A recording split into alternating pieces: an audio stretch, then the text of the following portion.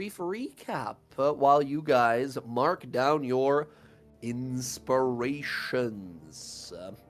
So, last time, friends, the party learned that they are afflicted with frigid woe, the very same thing we've been investigating previously, and spoke with Mayor Elro in Palebank Village, who got us a transport ship on the Remoraz, an icebreaker heading to Serenlia, which is a little place on this set of islands called the Cross, where this adventurer Ergon has a friend who might know where to seek the sort of location where they found the sickness, these vials, that is, as well as the cure, hopefully.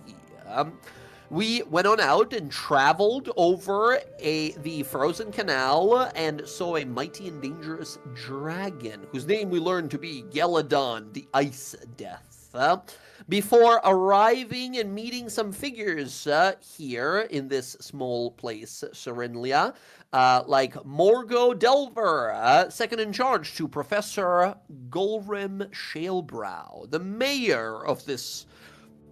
Mayor is a generous word. There's like 200 people living here, and it's just like a small little encampment off the some of the glass blades, as well as the sort of people who work under the diarchy of Uthadur, and their kind of access point to the Cross.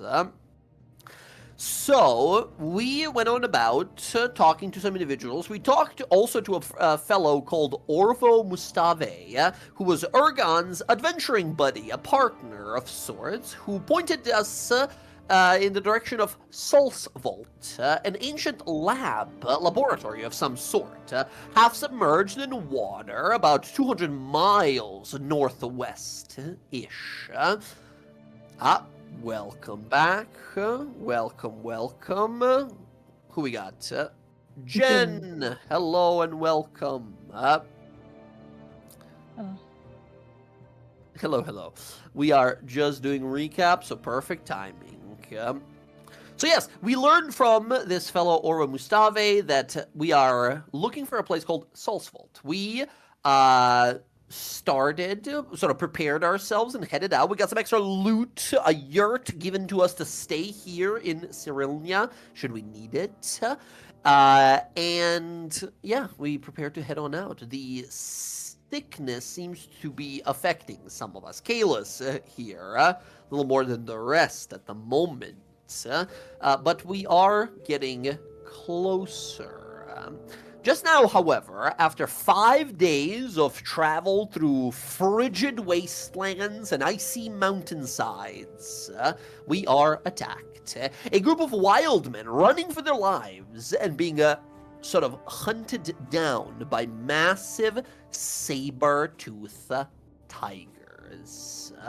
As we rolled initiative, these wild men are currently fleeing, trying to sort of escape past us, not knowing if we are friend or foe, as they have a similar look of surprise and fear in their eyes as they look at you, the same kind as they look to the SaberTooth tigers. Let me hop on video myself here. Hello, it's me. Very good. All right, friends. Initiatives are rolled. Everyone is generally moved and positioned from last time. Now, friends, let's see if we can get to Cleo's turn before Will jumps in here. Hopefully. All right. Combat begins. Air. Start us off. Oh, no pressure. All right. Massive tigers, huge, horse-sized, gigantic, sort of feline creatures with sharp, massive canines. Air and Astrid are gonna move up to here. I'm gonna hex this guy. Bonus action. As you do, can I have you make it just a straight charisma roll as you see this wild man next to you freaks out as you start moving and starts to reach for their knife, not knowing if you are a friend or foe. Straight charisma roll. Straight charisma. 9. On a 10, oof. On a 9 here, they see you move, you see a face of a person who's already sort of freaked out and panicked. They grab for the weapon at their side, this short sword, and they're going to slash at you as you move past them. They roll Are they? a 12. They freak out as you move past them, and they just sort of swing their sword quickly, yeah? She kind of like You blocks easily it. deflect it. It looks at them as she's walking past them towards the tiger, like, I will come back for you if you don't watch it. They look horrified immediately, staring at you, and you see them kind of like semi-understand you as they respond back in kind of like a dialect, some sort of a local, probably dialect of common here. They look around like, you are the tigers, and we are running, and they're just sort of looking confused at the moment here. So yes, we will hex this guy. Mm-hmm. Astrid will do kind of her thing from being Help hidden. action. Yep, and here we go. We've got hex. We've got this going. Yeah, we'll use this one. 14. 14 hits a SaberTooth tiger. Big damage there. Very nice. Hex and your fighting style working together for 23 points of damage. That does not bloody this thing. It's a massive chunk of its health, but this is a nasty big kitty. Okay. It roars in horrible pain as the hex sort of necrosis burns across its body, and it turns towards you as it was kind of like chowing down on this person and looks up to you, and you hear that snarl sound as the skin of the lips pulls back, and you see all the sharpened teeth and the now bloody slobber kind of dripping down. Nice. Question: That's we me. have not taken a long rest since that thing inside the cave, right? The thing inside the cave? Before this, did we end up taking a long rest? Yeah, Oh it's yeah, been we 2 days. we traveled like on the ship for some time, right? We traveled for 9 days over the ship, and we long rested here in the village, and then we traveled 5 more days before we got sort of random encounter slash attack. Yes, I did not even mark down that we had a long rest. I was like, I'm There missing you go. everything. Okay. And by the way, I think I asked you guys to do this last time, but those of you who do eat food, make sure to be marking off at least 5 of those food rations. We found a bunch in that box in the tent we found. Yeah, but still. we marked off 5, and then what we found in the tent replaced what we had marked off. So we actually like dropped down and went back. Yeah, we found a bunch of food rations in there. All right, Air, nicely done. Unless you're gonna move any more, I think that's your turn. Huh? Yeah, that'll be my turn. She'll stay kind of right here. Actually, no, she's gonna move. The person behind you that like slashed at you sees you like attack this thing, and they look like shocked and wide-eyed that you are like willingly going to fight this massive monster. Air is gonna shift here and body Okay. block. Okay, sword in hand, ready to go. Cool. These scouts, these wild men are all the 2 of them are gonna take a disengage action and are each just gonna like. They're Dark Souls rolling away from you guys, right? You guys look at them, they're like, huh, like jump to the side, thinking that you're like about to attack them or something, right? As they're all both gonna take a disengage action and kind of like move past you guys as fast as they can. Rodri, you see these people, like one of them approaches you like left, right, and kind of jukes past you as if you were gonna like stab him as they were going past you. Your turn. It was fine. I will step forward a little bit. Oh, we got Will. Welcome, Will. We just did recap and the very first turn of combat here. You're just on time. Phew. Welcome. Rodri, yeah, go ahead, take it away. And we're gonna do I'm just gonna firebolt it. Firebolt, Yeah, which another one? The injured one or one of the back ones? Here one. Let's go. Ooh, 9. 9 is going to miss, unfortunately. You produce this fire, shoot it forward, and the creature ducks down real low. Okay, that's fine. That is my turn. Very good. Now, who is nearby if you wanted him to swoop in and give an advantage to one of your friends in the future? I'm being cautious with him after the last death. Right. Fair enough. All right, Rodri, that is going to be your turn. Kiara, we go to you now. You see these two people around you are trying to, like, move, thinking you're gonna, like, attack them. They're trying to, like, kind of dodge. Oh, she's gonna, she's gonna move away from them. They don't look like they're about to attack you, but they look like they think you're about to attack them. Huh? Yep, well, she's definitely not. So she's going to move here. She sees these big cats. Yeah. There's 3 of them. Now here's a question I have. When I create something, do I have to hold it or can it like be suspended? Well, I don't know. You tell me. What does the ability say? Let me read it. You can post it here, but I believe it just says like you make an item from the player's handbook, right, or something like that. The item must appear on a surface or in liquid that can support it. Okay. Well, surface. Okay. All right. That's fair. Okay. So it's gonna be 10 feet in front of me.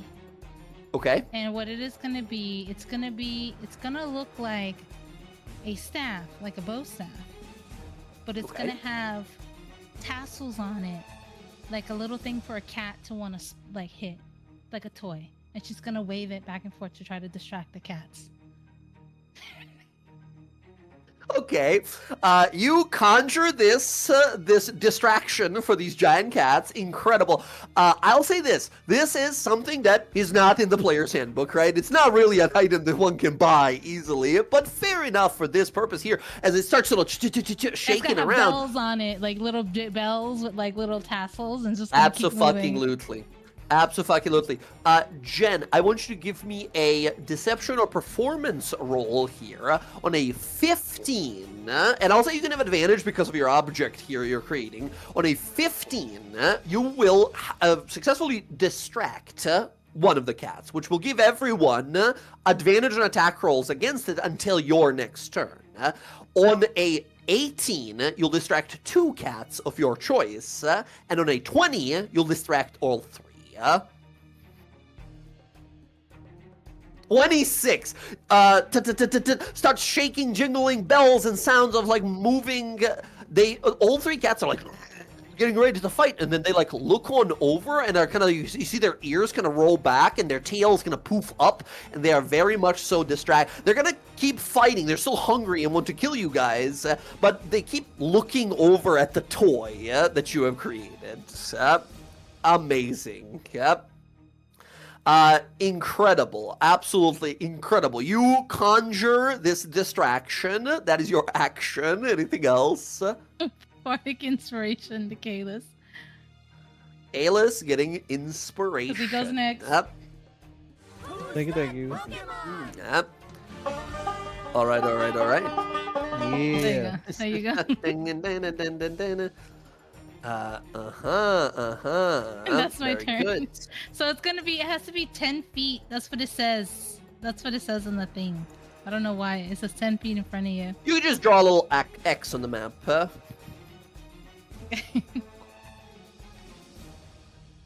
I saw your face when I said what I was gonna make, and I just started That was laughing. funny. That was great. Once again, I think this is a perfect subclass for you. All right, excellent. Anything else for you? Nope, that was my movement, my action, and my bonus action. All right, very good. Excellent. Kalis, it is your turn. Yeah, as this, thing gets, like, created, I am, like, looking, and I'm, like, a little, what is going on? And then I shake my head, and then I charge in, feeling the bardic inspiration. And I'm going to go here and then here into this. I imagine I might take an opportunity attack, but Now, you would be provoking an attack. This thing does not have reach. It just slashes at you as you try to move. Big lion-like massive tiger paw here comes in. 20. oh shit. Okay. Yeah. For no, 11 you zoom past this thing thinking like, check this out, really fast movement. You get rocked by the side of this thing's massive paw that sort of like rakes across your chest here. That's 11 slashing, massive 11 points of slashing damage. Ouch. that hurt.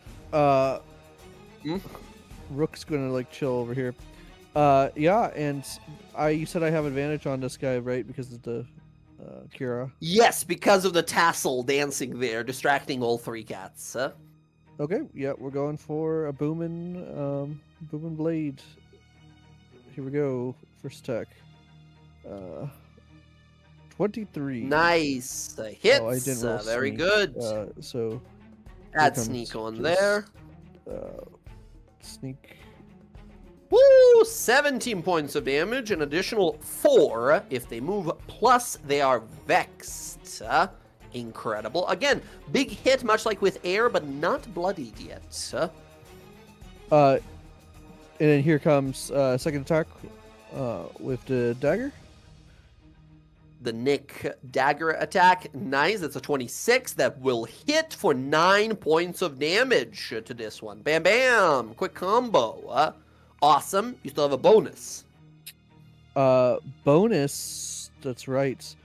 Well, bonus. I guess I'll a dash, right? Cunning action. Yeah. Which is crazy. I still am like. Which you tripping could. about that. Just keep in mind, this guy could make an attack of opportunity, right? So not that's what with he fancy can footwork. do. God damn it! How did I forget about that? Very good. Nice. Yes. Creature can't make opportunity attacks against you for the rest of your turn. Very good. All right, where you going? I think I'm going to just back away, like a little bit. Corner there. Okay, gotcha. just a little bit, so he has to come You at can- me and move. This guy already like took an opportunity attack, right? So if you wanted to just like go back and further away, you could. Because you Kalos are like deadly duelists in his face here. You look around and there's 3 giant tigers who all swivel their heads and look at you because you're the furthest one ahead. That's true. Maybe I will go back a little bit. Let's come back over here. Right. Again, you, the player, are like, my cool, fun class that I want to play. But you, the character, are like, Jesus Christ, this is a lot of dangerous guys. All right. Very good. Kalis, I think that's your turn. And looks back and tries to get that jingling out of his head from the. Just right there, right next to you, right there. Did you want Rook to give a help to anyone? Well, it doesn't need right now, I guess. Everyone Yeah, has I was gonna say, advantage. I think Rook's just kind of over here. Want to fly, so he's not within reach. I guess he'll be here, so it's not, It's... Very good. Very good. All right. Very, very cool. Next on up, we go to the SaberTooth tigers. 3 of them. The one in the back over here, Air. This thing looks at you and roars, and then and as it gets to about 10 feet in front of you, this thing bounds up into the air. They have a little thing called running leap. It runs up about here and then jumps 20-something feet through the air onto the cat toy that has been made there. Coming down onto it, slashing across it. Question. How high above me does it go? Could I swing the sword up in an opportunity attack? That's a very good question. Let's see. With its strength, because it gets a long jump, not a high jump here. That is 3 plus 4, 7. About 7 feet it leaps above. You're a tall lady with a big sword. You would definitely be able to sort of like slash it through the sky. Sure. I will take this one off, but as he jumps through me, 15. 15's a hit. It hits for, again, with the treachery bonus here from Asted being next to you, is 14 damage. Nice. It lands right here, and then two massive paw attacks. One is going to attack the cat toy. Now, Jen, your giant cat toy doesn't necessarily have a lot of hit points. You can make a big toy. It's realistically a staff, which is like a modified piece of wood. We'll call it here an AC of 10 and 10 hit points that it has. This thing is going to try and slash at it, play with it a little roughly, a little too roughly perhaps, as it swings on it and unfortunately destroys the cat toy. It leaps onto it and slashes through it, destroying it. Here. Unlucky. With its second attack, it is going to attack either one is Rodri, two is Kiara. Kiara, it slashes at you immediately afterwards. That is a 11, which misses. Next one up, this one over here next to you, Air, is going to kind of move sideways so its buddy can pass, which it will, going for Kalis. As it moves, that magical rune activates from the moving blade, making it take 4 more points of damage. It is now bloodied. Very good. Kalis and Air, both of you guys will get 2 attacks each. Kalis, we go with you first. A 20 for 13 points of damage. I'm down. It smacks you while you're down. You take 2 failed death saves. You guys watch as this thing leaps through the air, lands on Kalis, and digs its teeth into the side of his neck and shoulder. Here. Second one, Air, going for you. 20 for 10 points. And 24 for 14 points of damage. Air, you take 24 points of damage. This thing, again, runs up, slams into your side with its massive claws. Parts of your armor begin to break and tear off as it almost brings you to the ground. And the second one, boom, to the side of the shoulder. Massive fucking damage. That is the 3 giant cats. Karnak, it is now your turn. You see Kalis run in, make a stab, goes to retreat, and this thing leaps through the air and lands on top of him. Oh, before that, he saw the shiny toy thing pop up. It's like, oh, I'm going to play with that. And the cat destroys it. And then... before Kalis starts doing that, as the toy gets destroyed, you see him start to bulk up. And he's going to go into his rage. Hell yeah. And then he's just going to leap from where he's at over next to here. Using the boots of springing and striding. Just... That's right, your new boots. You leap through the air 30 feet. And we'll go after this one over here first, the injured one. This guy. The bloodied one? Yes, Let's go. Now, the toy was distracting enough to him, so it is until the start of Kiara's next turn. So you still have advantage on these attacks. I stole my sprite. Alright, so first attack. Oh. Wow. Oh, okay. You know, I'm just going to use my inspiration on that first roll. Okay, inspiration, let's do it. There One we go. more roll. That hits. We'll use the first damage as always. That is 11 points of damage. One more hit like that, and this thing is down. It's not down yet. That was the Vex, and here comes the Nick with the scimitar. Mm-hmm. With advantage. 24, 11 points of damage. Exactly how many hit points it had. That is the kill here. You leap right through the air. Boom, boom, landing these 2 attacks. The first one slumps to the ground as he was about to open its mouth and sort of take a massive bite out of Kalis here. You bring it down. And he still has 10 feet of movement, so he's still in his rage. He's going to use his other 10 feet to get next to Kiara and bring his foot down on top of this cat's head with his bonus action. Very good. Bonus action, remember you raged bonus action this turn. Oh, you're right, my bad. Never mind. Not this, next turn, Oh, right? yeah. It takes... Goku needs a few turns to, like, power up, That's right. It's fine. All right. Karnak, that's going to be your turn. Cleo, it is your turn. You see the battle has already kind of turned for, well, one of them is down, but one of us is down as well. Cleo looks to where Karnak is. Darn it, Karnak, you blocked my path. But, so instead she is going to move 30 feet. 5, 10, 15, 20, 25. As a quick mention, by the way, you can move through allies, if that makes any difference of what you wanted to do. No, I still get to where I am. I'm going to bonus action, cast Healing Word at 2nd level to Kalis. Gotta get him up.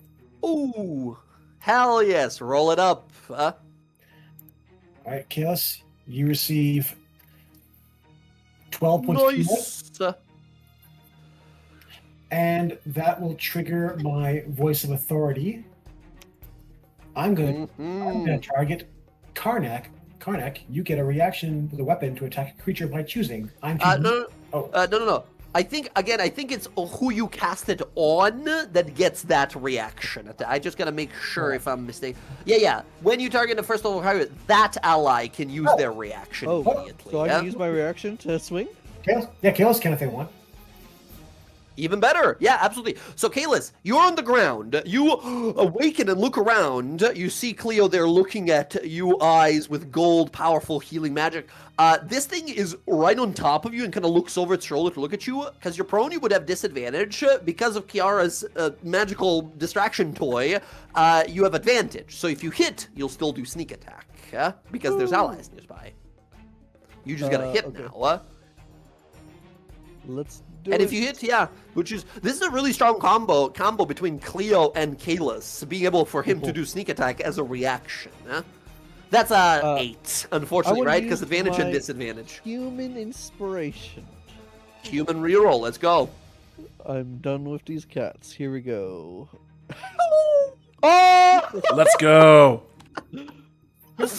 Amazing! So that's a crit. It did not roll, for whatever reason, it did not roll crit for your sneak attack. I don't know why. So you need to roll one more sneak attack dice roll. Jesus. Nice. Okay. So 16 and 15. 31 points of damage. You come on out. This creature is extremely wounded in single digits even, but not dead. As you launch up and stab here. Cleo guiding the strike here. Incredible. Kalis, you wake up and realize that Cleo's the one who saved your life here. You felt the grasp of life slowly fading away, and you felt that powerful healing bring you back. Cleo, that's a bonus action for you. Yep, and with that, Cleo, with her mace drawn, looks at the injured cat. I know you're just hunting, but you hurt my comrade, and I'm going to downswing my mace on its head. Let's do it. 16's a hit. 5 bludgeoning. 5 points. Exactly how much it had. How do you kill it, Cleo? Swift, decisive blow to the head. End its pain quickly. It turns to try and bite you, but you're faster. Bam, it goes down. Cleo, nicely done. Movement, maybe a little movement left, I'm not sure. I think, no, that was my full 30. So Cleo Okay. is going to look around at air. You good? Well, I can see my rib, I think. So no, I guess not. Speaking of which, Air, it is your turn.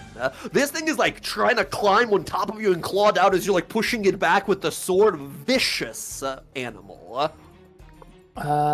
She's going to use a fun sword technique that she knows, where she punches it in the face with the crossguard to get some space.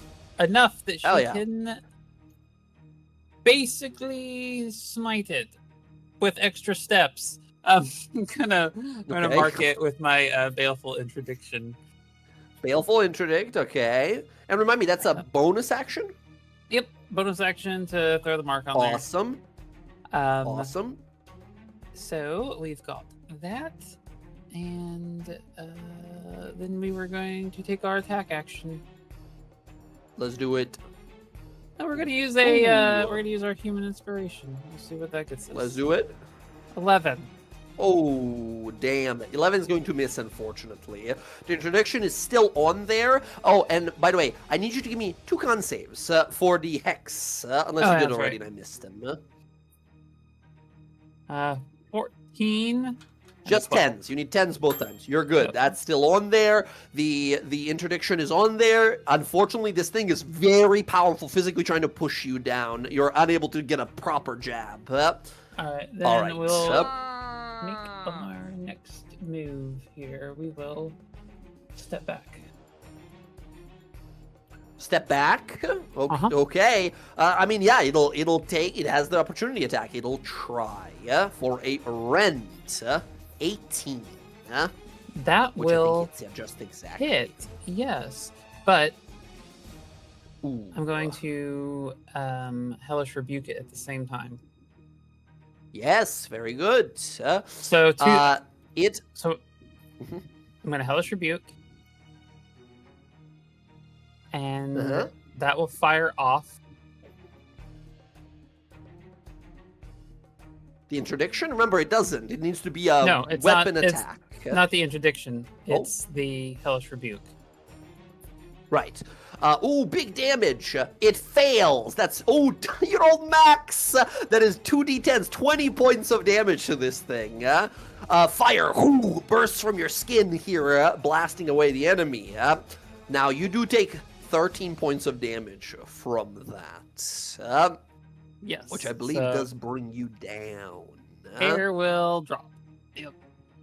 For the Air 20 points. moves back, this thing slashes at you, and fire wreaths the entire body as it begins to sort of screech and hiss in pain. Incredible. Air goes down. These wild men that go next. They look at you guys. They have no reason to stay. They have they don't know you guys. At this point, they both take a dash action, right? They just run. They just run for the hills, fleeing as far as they can. As they go off, Rodri, it is your turn. One big cat left, and it's looking around. You see it starting to back away. As it sees the 2 others slain, it might try to just book it. But it brought down one of your friends. Yeah. I will go ahead and just get out another firebolt. Call it easy. Firebolt, let's do it. Nice, that's a hit. Ooh, nice. 2 points of damage does not kill it, unfortunately. Now, All right. Jess, I gotta ask, does your interdiction still go off even if you go unconscious? I gotta read the thing. It's a good question. But it has to be a weapon attack. A weapon attack, right? Never mind. Yeah. Never mind. Gotcha. However, Gotcha. It just says it evaporates after 1 minute, if not consumed. Right. So you're fine, even if you're unconscious. Oh, good. Yeah. And you were And he saying, goes- yes, Darren? He goes prone. He goes prone? What the hell? How is that possible? This is a spell you hit him with.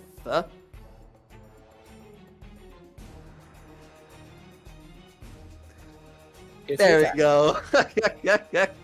Very good. Hills tumble here. You, boom, shunted down. Did we just lose Jay? Does it say that he block up for anyone else? Yeah, oh, Oh, no. God. Oh, nuts. He locked up. He just looks Literally like a locked standard up. pitcher. He locked up when, like, that's the most flattering image pause I've ever seen. I can hear you guys.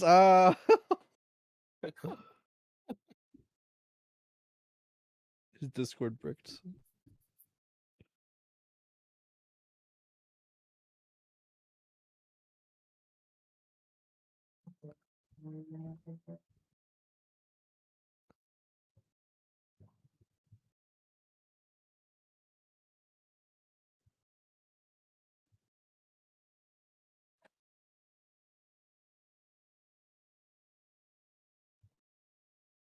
I've been finding more and more that being in a server has been a problem, and we've me and my friends have been having to actually just do private calls. Oh, interesting. Really? Yeah, like for whatever reason, like this, like actual like server conversations and like the channels have been having all kinds of like latency issues, RTC route dropping, voice attenuation, stuttering, and or like this just bricking for people. But private calls have been fine. Just doing like a group call. It's so weird. Yeah. Well, like it, yes and no. I mean, it makes sense. Like networking across the country is being reused for other things at the moment. So that's an issue that we're facing. Discord is restarting.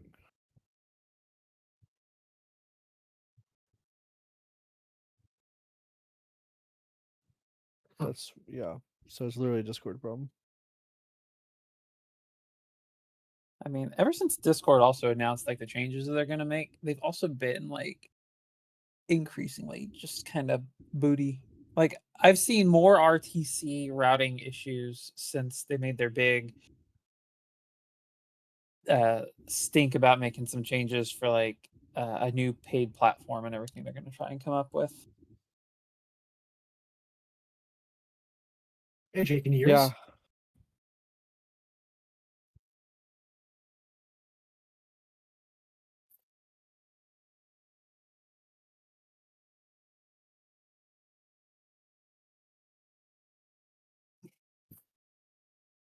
That's not a good sign. Oh, that doesn't sound good either. Yeah. Yeah, I think his mic's off a little bit. It sounds like he's far away to me. He might be playing with it. Rodder, that is. No, it didn't. would That sound didn't sound far robot to away. me. That sounded Yeah. like choppy. Yeah. Same. I had turned on a fan. That was probably the fan interfering with it. Ah, That sounds better. Oh no, Jay. Connecting. Oh no. oh yeah. Um,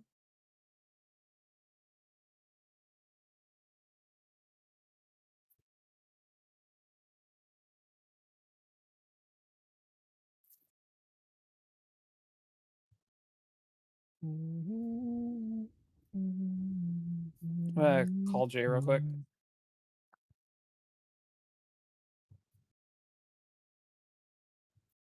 Ah!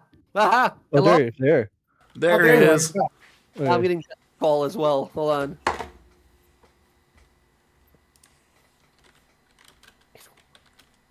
I think Janet is she's just calling to make sure to see if He like called me to see if what Discord just restarted like 3 times. It worked. Well, hold on. Let her join Yeah. back. Oh, it worked. The moment you called, it just let me in. I don't know. I don't know. Sorry about that, friends. I have no fucking clue what that was. It's been something I've been seeing a lot in Really? servers Goddamn, of like man. people just getting disconnected or locking up. In WoW and The stuff, we've been having to bypass it with group calls instead of actually using a server channel. That is wild. What the hell? All right, well, back to it. Sorry about that. Just randomly, like everything else was working. Everything was working fine. It's just Discord had restarted itself like 3 times. Weird. All right, back to it. Back to D&D. Rodri sends a firebolt, sends the creature down to the ground. Kiara, it falls to you to end this thing. Unless, Rodri, you have a bonus action or something, yeah? Oh no, I'm good. All right. Somebody Kiara. go hit it. Smack it. Oh, Giant cat, if Kalis doesn't kill it, it will probably... Once again, they're here, they're hunting because they're hungry, yeah? If I'm given the chance to act as this tiger again, it's gonna bite Air on the head and carry her off into the wilderness, right? she's not really good at hitting things, so she's gonna move. She's gonna say, "Excuse me, Rodri. Excuse me." She's gonna go here. She's gonna use her once per day cure wounds on air. Ooh! Once per day? Once per day from what? How did you get this strange power?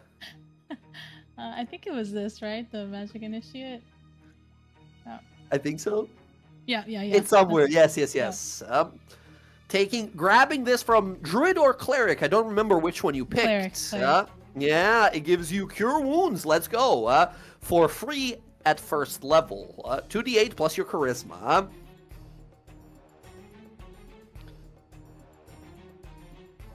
Okay, I did it right. Nice. Very nice. 13 healing to air here. Very nice, very nice. Good. And now bonus. here's a question: because this is a once per day, does it count Uh-huh. like as me casting a spell? No, it does not. New rules for spellcasting, friends. We sort of talked about it before, but for our new friend here as well, Darren, who's not played D&D with us before, D&D 2024 now says you can only cast one spell with a spell slot per turn. So if you're casting something that doesn't require a spell slot, like the Magic Initiate spell here, you can still do a bonus action spell of some sort. That's also for air. Also for air, another 6 points of there. Double ones on that. All right, still though, 6 points of extra healing. 13 total for air here. As you approach, you lay hands on her and unleash this healing word as well. Powerful healing, restoring air here. Yeah. Nice. Because she knows that. Okay, we'll get it. The cat. Because there's no purpose for her to hit it. I'm not gonna hit it very hard. Very good, very good. Kiara, my nicely turn. done. Nicely done. Kalis, you are prone currently. You are bardically inspired still. What do you Use- do? I get up. I grit my Get up. teeth, grunting, fucking cold, just died almost. Just Yeah. pissed. And then, just grunt and then come at it. And just fucking kill this cat. Go get him. You got Go get advantage, it's prone. Here we go. That's a 18. hit. That's a kill. What does this look like? This thing is sent to the ground with a ball of fire as you stab into, and the internet heals you a little bit here, Air. Very good. Two As extra you points. leap off and stab into it here, it tries to immediately claw and wrestle with you. How do you kill it? Yeah, he kind of like he's so pissed that he kind of gets up, comes out and he just leaps at it and is putting its both his blades in its chest and just ripping it open, just going to town at it. Yeah. Hell yeah. Blood exploding from it here as the first impact there. Yes, this necrotic burst that activates from the baleful interdict. As air, you feel some of its soul's energy sort of sift over to you, healing you, this powerful siphoning ability of yours. You guys look around, some of you covered in blood here. You're alive, you're well. Kalis, you spin around to look, and those two wild folk are just running up into the hills. And unless you guys call out to them, they're just running, right? They're just people who got into trouble here, and they just sort of transferred the trouble to you guys instead. As the combat is now over. Quick little thing. So Yes. I forgot that I have the healer feat from 2024. So Kalis, you can take off one of your HP, and instead you'll get an additional. That's right. You can re-roll that dice. It's a D4. I One of them believe. was a 1. That's right. Yes. So two more. Two more Okay, cool. healing for Kalis. I'll Nice. Mechanically, that is how the dice roll. But in the fiction of this here, Cleo, is your healing just more powerful than normal kinds of healing? Is this one of her specialties, or is it just no? This is her default healing. It's always good. I don't think she knows. She's Mm-hmm. just how it's always been. She's like, oh, here's a little extra. Yeah. A Awesome. little extra. You guys breathing heavily, some of you here. I think, Air and Kalis, you guys gonna look at each other here. Both fucked up, man. These things, at first you're okay, giant animals, let's fight this. boom, hit you like a fucking cannon and sent you to the ground, right? You realize, like, okay, everything here is dangerous and starved, and it will always fight to death to survive. Noted. DM, Yes. Cleo is going to make sure everyone is like moderately healed and is up and about. She wants to go investigate the Wildman corpse underneath the saber tiger. Okay. Just Mhm. just like get some descriptors or anything if they have anything on them. Yeah. Looking them over briefly, they have a longbow on them, a spear at their side. They are wearing a suit of studded leather armor. Sorry, my bad. They're wearing a suit of what's it called? Hide armor. And they don't seem to have any coins on them or anything like that. You do find, however, a miscellaneous gathering of bird eggs and different kinds of forest and like berries here that equate to about 3 food rations. They seem rather fresh. Air will cure them and then walk over to Air. Extra food for you, and she'll hand them over to Air. Oh, she kind of takes it. I appreciate it. Thank you. Of course. She looks over to Kalis and looks back to Air. You two are looking a bit rough. Should I heal you now, or should we? I would conserve it. I've been through much worse. She looks over to Kalis. Conserve your energy. It's fine. Understood.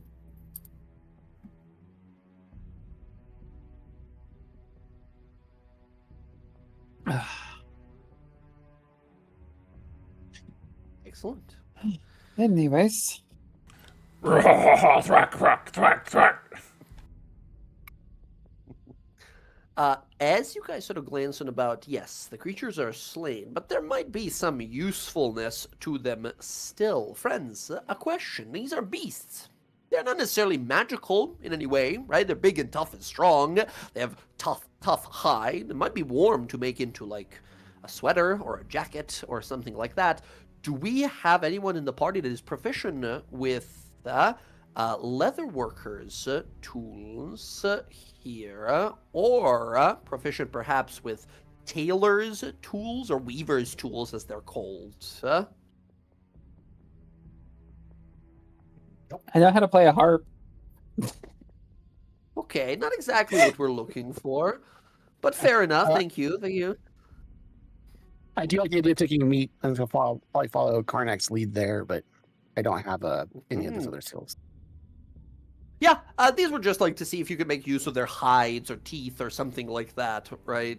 But not that kind of skill set. That's What all about- right. Instead, Could I try and Huh? harvest a tooth from it? yeah, absolutely. You just rip it out of its mouth. Takes a while, but you're freakishly strong. You can just fucking wrench that thing out of there if you want. Can And I Karnak, mean that in a good way. Like having high strength is good freakishly strong. Yeah. can Karnak make a necklace out of their claws? Yeah, you can collect some claws here. It's funny because making that kind of ornament, even though it sounds very rustic and like rudimentary, that would require to make it like look nice and fancy, at least to make it look impressive, rather than just a bunch of bloody fangs dangling off of your neck. What's wrong with that? Jewel crafters. That would be jewel crafters' tools roll here, which I don't think you're proficient with either. Oh, no. So, Air and Karnak, both of you give me survival rolls to see if you manage to get a whole nice tooth and a bunch of fangs to keep, or it's Claws. like ripped up and broken by the time you're able This to. is gonna remove suck. it. Claws. Let's go. Hey. Okay. I'm gonna re-roll that. Oof. Nope. It's just a crap all around. my god. Jesus. Okay, Karnak, you take a moment, you like remove like with your blades, with your axe, like remove some of the toes and get some of the claws. You're like, I have a bag of about 14 of these. You can mark down bag of 14 tiger claws or SaberTooth tiger claws, which you can start making, like putting on a little thing of rope. And he'll also pull Air, off the you teeth. walk over Oh, like. sorry.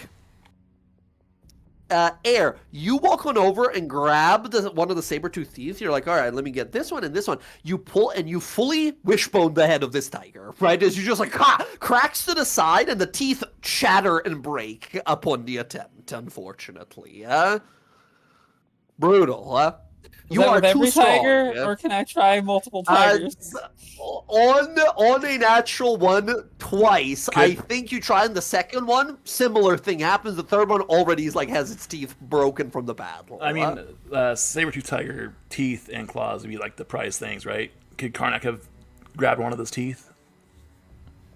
You can attempt on one here. On a 14, I'll say you're able to remove one tooth. One whole tooth that is left Cool. after the battle. And Again, you guys didn't really shatter it much, but it was them fighting you guys in Right, combat. and so. I saw Karnak saw Air trying to get one and not getting it. He'll just toss it over to her, Oh, catch it.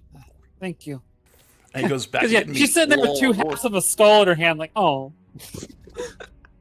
Air, this is like it's like your size of your forearm, a massive fucking tooth. Yeah. Okay, battle is won. It is time to return to the journey, but should we maybe take a brief short rest to recover some of our strength? Or should we just keep going? Did we get the meat? Because we're gonna need that for rations later. Yeah, absolutely. Chopping it up here. That doesn't require too much here. Rodri and Karnak, give me cook's utensils tool here. Using strength or dexterity to chop this thing up. Tough Damn. meat. Karnak, you are raging, so you can add strength with advantage on your cook's nice. utensils when Sweet. chopping up meat. So that's a 20 as you fucking chop the shit out of this. And Roger with an 18, incredible. It's 3 less of that if it's dex based. That's my wisdom. I don't know how to change that. Well, I guess I could have just.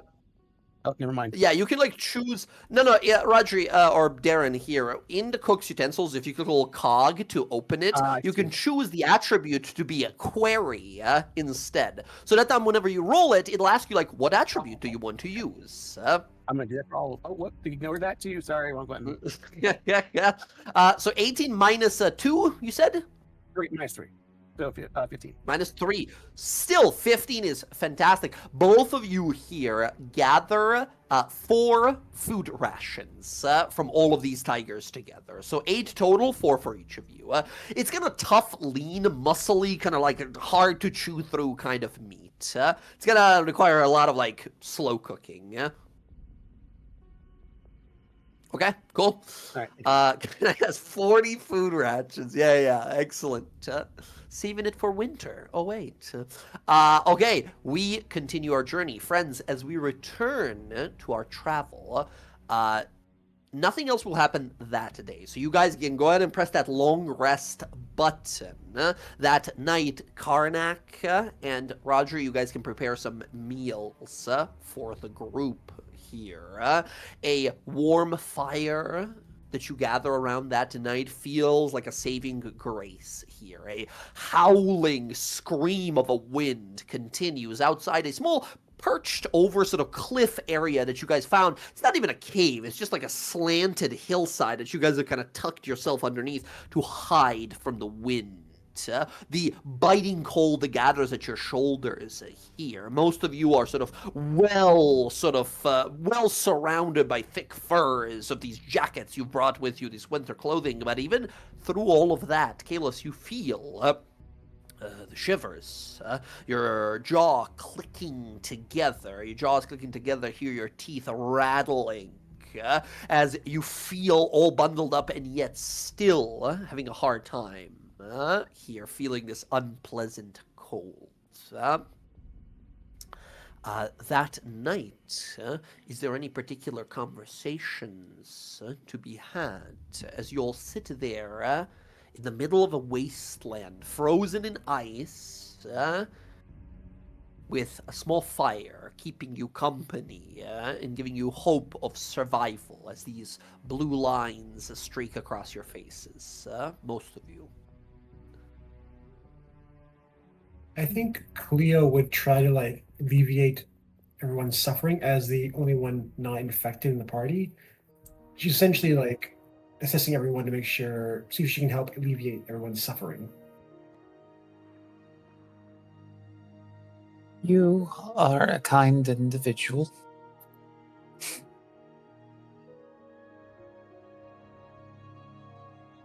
Like, I just feel bad because you're all suffering and I'm not. You shouldn't feel bad about that. Nope. And at least if we go down, you can tell everybody else how we did. I'm not suffering. I mean, yeah, I don't like the marks, but they're just marks.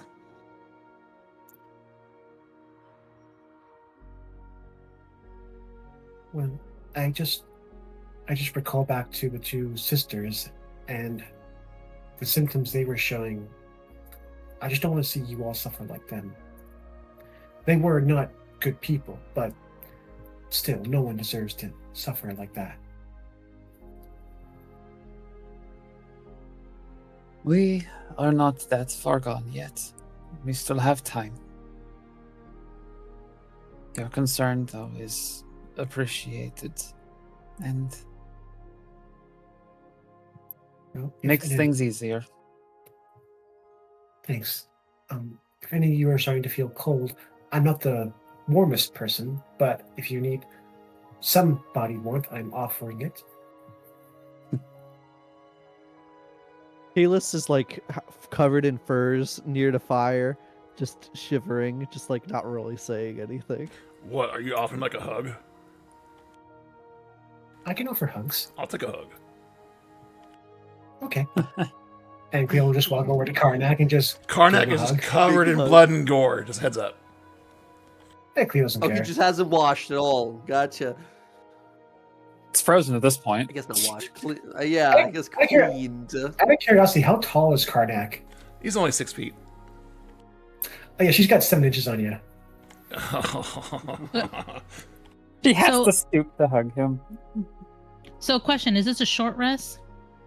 Long rest. No, this is the end of the day. We took that short rest. Nothing happens for the rest of the day, right? And then we get a long rest now. This is happening like we are about to go take a long rest. We hit away from an ice storm, a blizzard that is blowing by. So you guys are in a little sort of like angular edge of a mountainside, little, not even a cave, if you can call it that, with a little fire, ready to take a long rest. Yeah. Then, if that's the case, then how many people use their inspirations already? Karnak did. And so did Jess, right? For what? My human inspiration? Yeah. Did anyone else use theirs? Yeah, we get that back here after this rest. Long rest, yeah. Yeah, but Karnak doesn't. Did anyone else use it besides Karnak?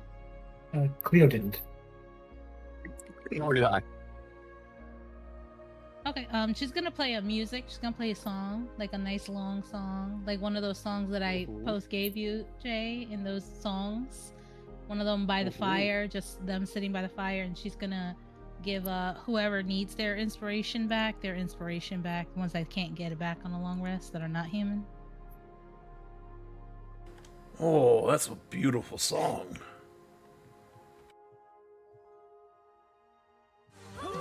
Thank you. I was working on it a little bit. You're very talented. You're very talented, Kiara. Oh, thank you. I appreciate that. Has been. Who joined? Oh, sorry. Got It's music? attempting to play the song. It's attempting to play the song that Jen had prepared. The moment it joins, says this music is copyrighted. You can't. Oh, there it is. It managed Yeah. to play it. It's gonna be a slow, like You a guys slow can song. lower. You guys can This lower the volume on the bot if you want, but this is the music is you're hearing. very interesting music. I've never heard this music before. I feel like when you say things to me, you say them kind of like rudely. I don't know if that's like intended. First you called me a bit much, and now you're saying my music's interesting, but the way you're saying it, it's not meaning the way you're saying it. How should I say it? It's like saying, those pants look interesting. You understand? Like, oh, those pants are interesting. And those pants are interesting. There are two different ways you're saying it. I only You know that intend it but to it be won't- like, are you just like tended to be like, just casually the way you say it? Or is it like you're trying to like be passive aggressive? That's what I'm trying to figure out. I'm Real not fast, I passive don't mean to cut in. aggressive. I don't mean to get in. Sorry, Jen. It keeps skipping the songs on this list It's that you okay, it's have okay. because it's like can't do it. It's copyrighted. I'm not gonna play it. Yes. I'm sorry. I'll have to set it up in the other bot. I'm not a passive aggressive person. I believe in direct aggression if needed. All right, now that I know that, I appreciate that then.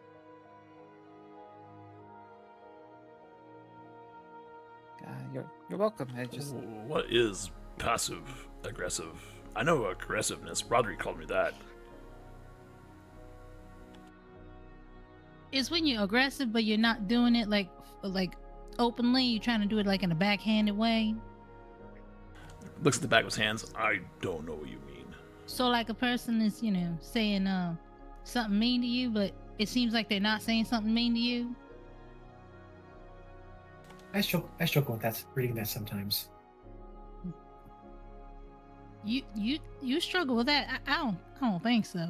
I think you just ask questions in you say things in a not an understanding way. That's different.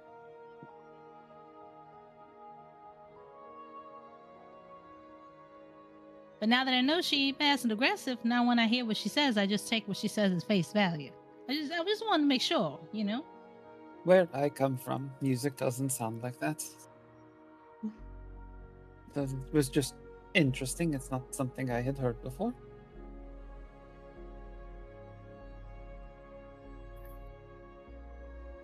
You want to play music from your world? I see you got a harp there.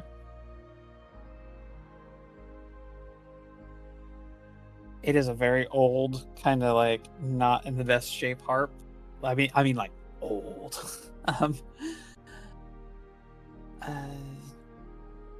I can certainly try if you want. It has been a very long time since I played it.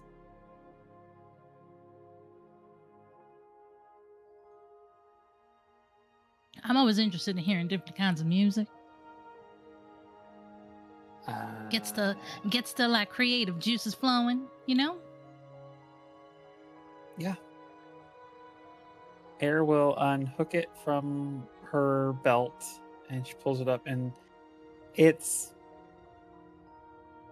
not so much like a harp. It's got 3 strings on it, and when she kind of like pulls it off, it looks like a very rectangular box that has like a split head over the top that kind of like comes up and rounds over it, and there's 3 strings in the middle. She sits it on her leg, and as she holds it, like she kind of braces the strings with her fingers, and she reaches kind of like inside of it, and there's this like bow she pulls out of it.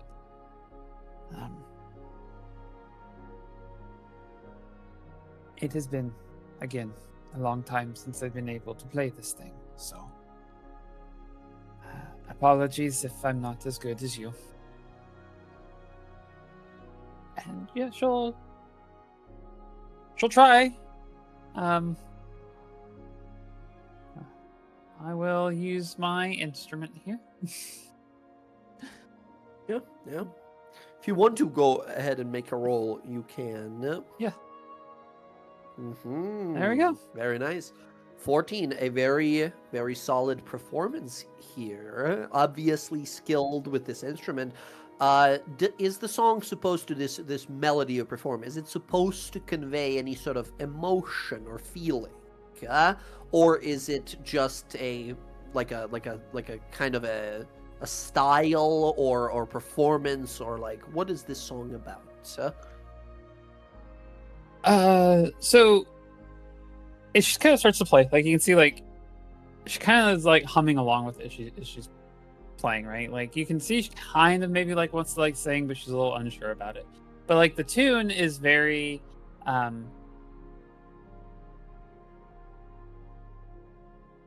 it's slow, but it sounds sort of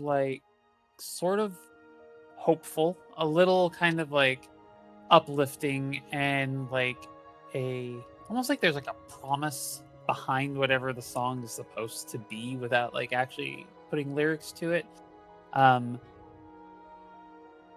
It also kind of carries like a very old world kind of like vibe. Like this music that she's playing is kind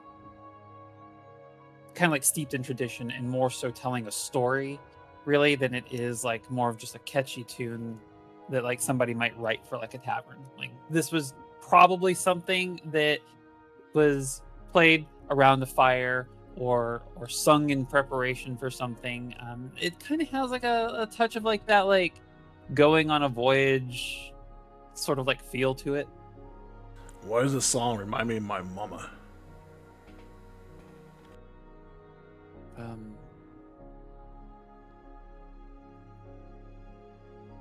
Depending, your mom might know it, I suppose.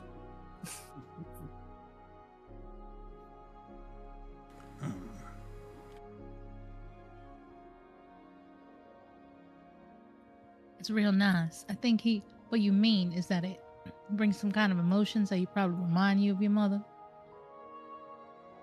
I get that too. It's really nice. Yeah. It was a song we used to play a lot before sailing.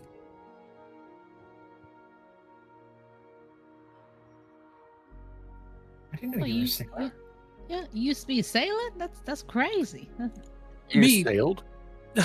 Me personally not a sailor, but my people spent a lot of time on the water, and I had the privilege of being on ships quite often.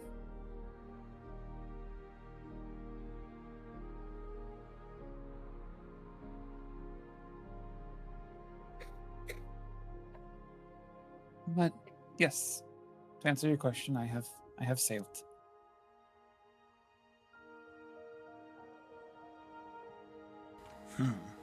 Interesting. Is it hard to sail? Not necessarily. I mean, I suppose if you don't know what you're doing and if you let your fear of the unknown get in the way, then it can be difficult, and if not daunting to face. I remember the first time when my mother took me out, it was terrifying, to say the least. I could not see land, and everything seemed unknowable in any direction that I looked. But she taught me, keeping your eyes on the stars and putting your faith in the gods, you will find your way to where you need to go. And they will bring you home if you are a person truly worth being brought home. If not, then you will find yourself in the place that you belong.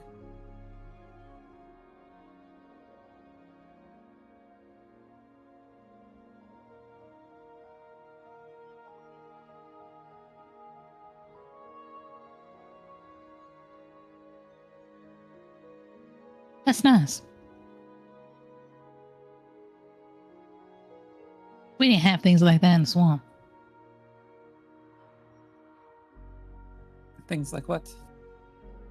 You know, things like bring you home and stuff like that. It's like we just never really worried, I guess, about things hurting us there. Venturing out into the ocean, you're talking about things that you don't even know what could be out there. It's quite terrifying. And that's in Marquette?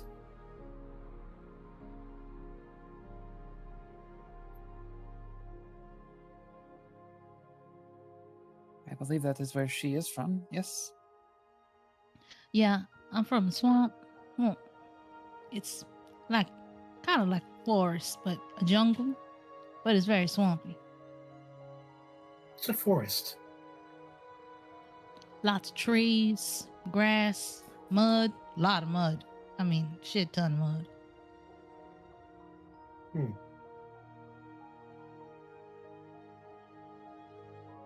Interesting. You know what trees. I know this is. I'm not trying to be like mean. You know what trees are, right? I assume so. I've never seen any on the crystal sand tundra, so Like thing in the ground and grows up, got green leaves. There are some trees around, like some pine trees off you see in the distance. is that what that nice dwarven couple was growing in their greenhouse?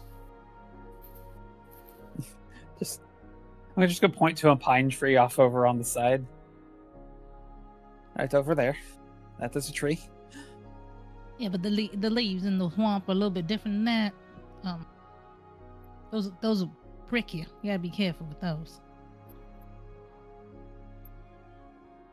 So a forest is like many of those trees, like a dozen? Hundreds of trees. Hundreds?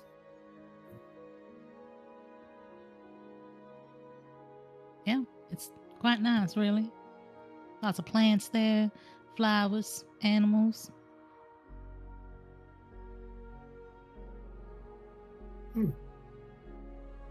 Interesting.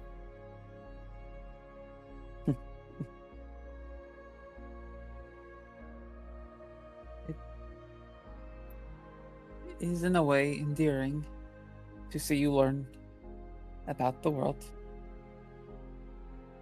Well, learning's one thing.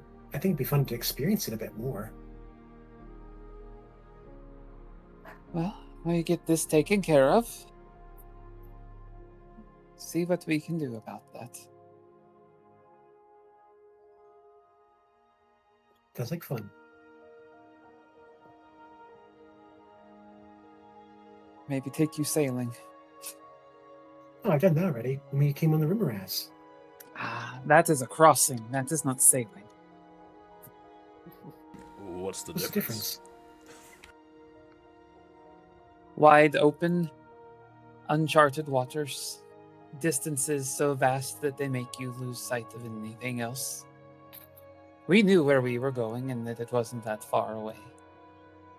Places that I have gone and the vastness of the waters that I have crossed before. We're talking months at sea of not seeing anything around you.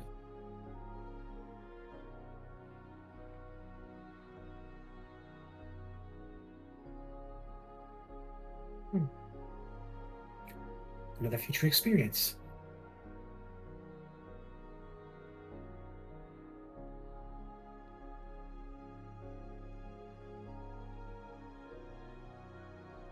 Amazing. As the conversations continue into the evening, staring out across the frozen glades and long rivers, the far ocean to the north, you can barely glimpse it out from the nightly snow wind going on by. Unless there's any other conversations. Oh, You'll eventually slowly... I'm sorry. This is, Chronix is going to approach Kalis real fast. I like how you got angry earlier. I like how you hit the SaberTooth. Good job. You Kind of- screamed good. Huddled up, in his blankets, and I just looks at him, just says, "Just doing what we need to survive."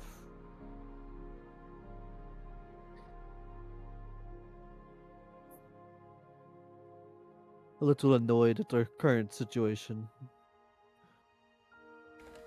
But complaining doesn't get to me anywhere. No, complaining doesn't help. Makes you feel better, though.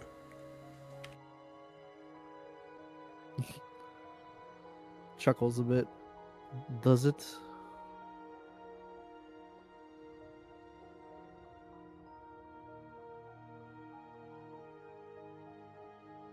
When you get hurt or angry, just swear real fucking loud. It helps.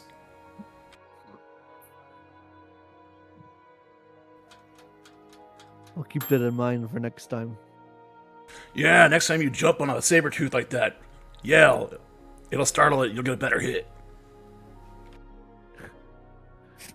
You know, typically I have experienced that when they don't see me coming, it's more effective.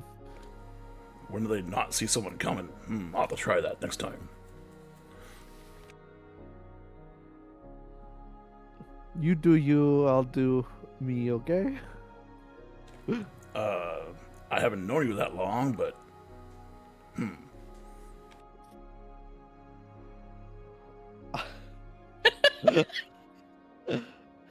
I just shake my head and just Taylor's you're like chip looking it. into the fire, and then you realize like a moment after what he means as she's like thinking about it.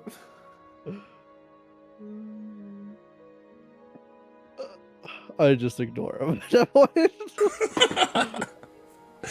Excellent, amazing. Yep. Yeah, as the night slowly drifts, and all of you find some rest. Long rest is achieved. The following morning, as you do get ready, yeah, keep in mind, Jen, Kiara, with that musician trait, every day you guys are traveling, if someone has, so for you guys, the team here, gang, if we're traveling for a few days, use your inspirations as soon as you can, because come long rest, Kiara can just give you those back. Yeah, which all the is people who are real. non-human, right, who get theirs back, right? Well, remember, So- those of you who are human, might as well use your session inspiration rather than your human inspiration first. I know it's a little backwards, but you're doing it because Kiara can like give you that back on a rest, on like a short or long rest. So say which that is real again. nice. Use your regular inspiration, not your human inspiration. What you're saying? Because human inspiration comes once per day, the session inspiration, Kiara can give you guys back on a short rest. So that one would actually come back even sooner because we have a musician in the group. It's kind of wild to think about, but yes. That's wild, yeah. So yes, we'll not be lacking any inspirations here, which is really nice. You guys are gonna have all these rerolls, but we still have multiple familiars to also give us like advantage. And even still, we get double tapped by a giant tiger and then dropped, which is hey, that's how that goes. All right.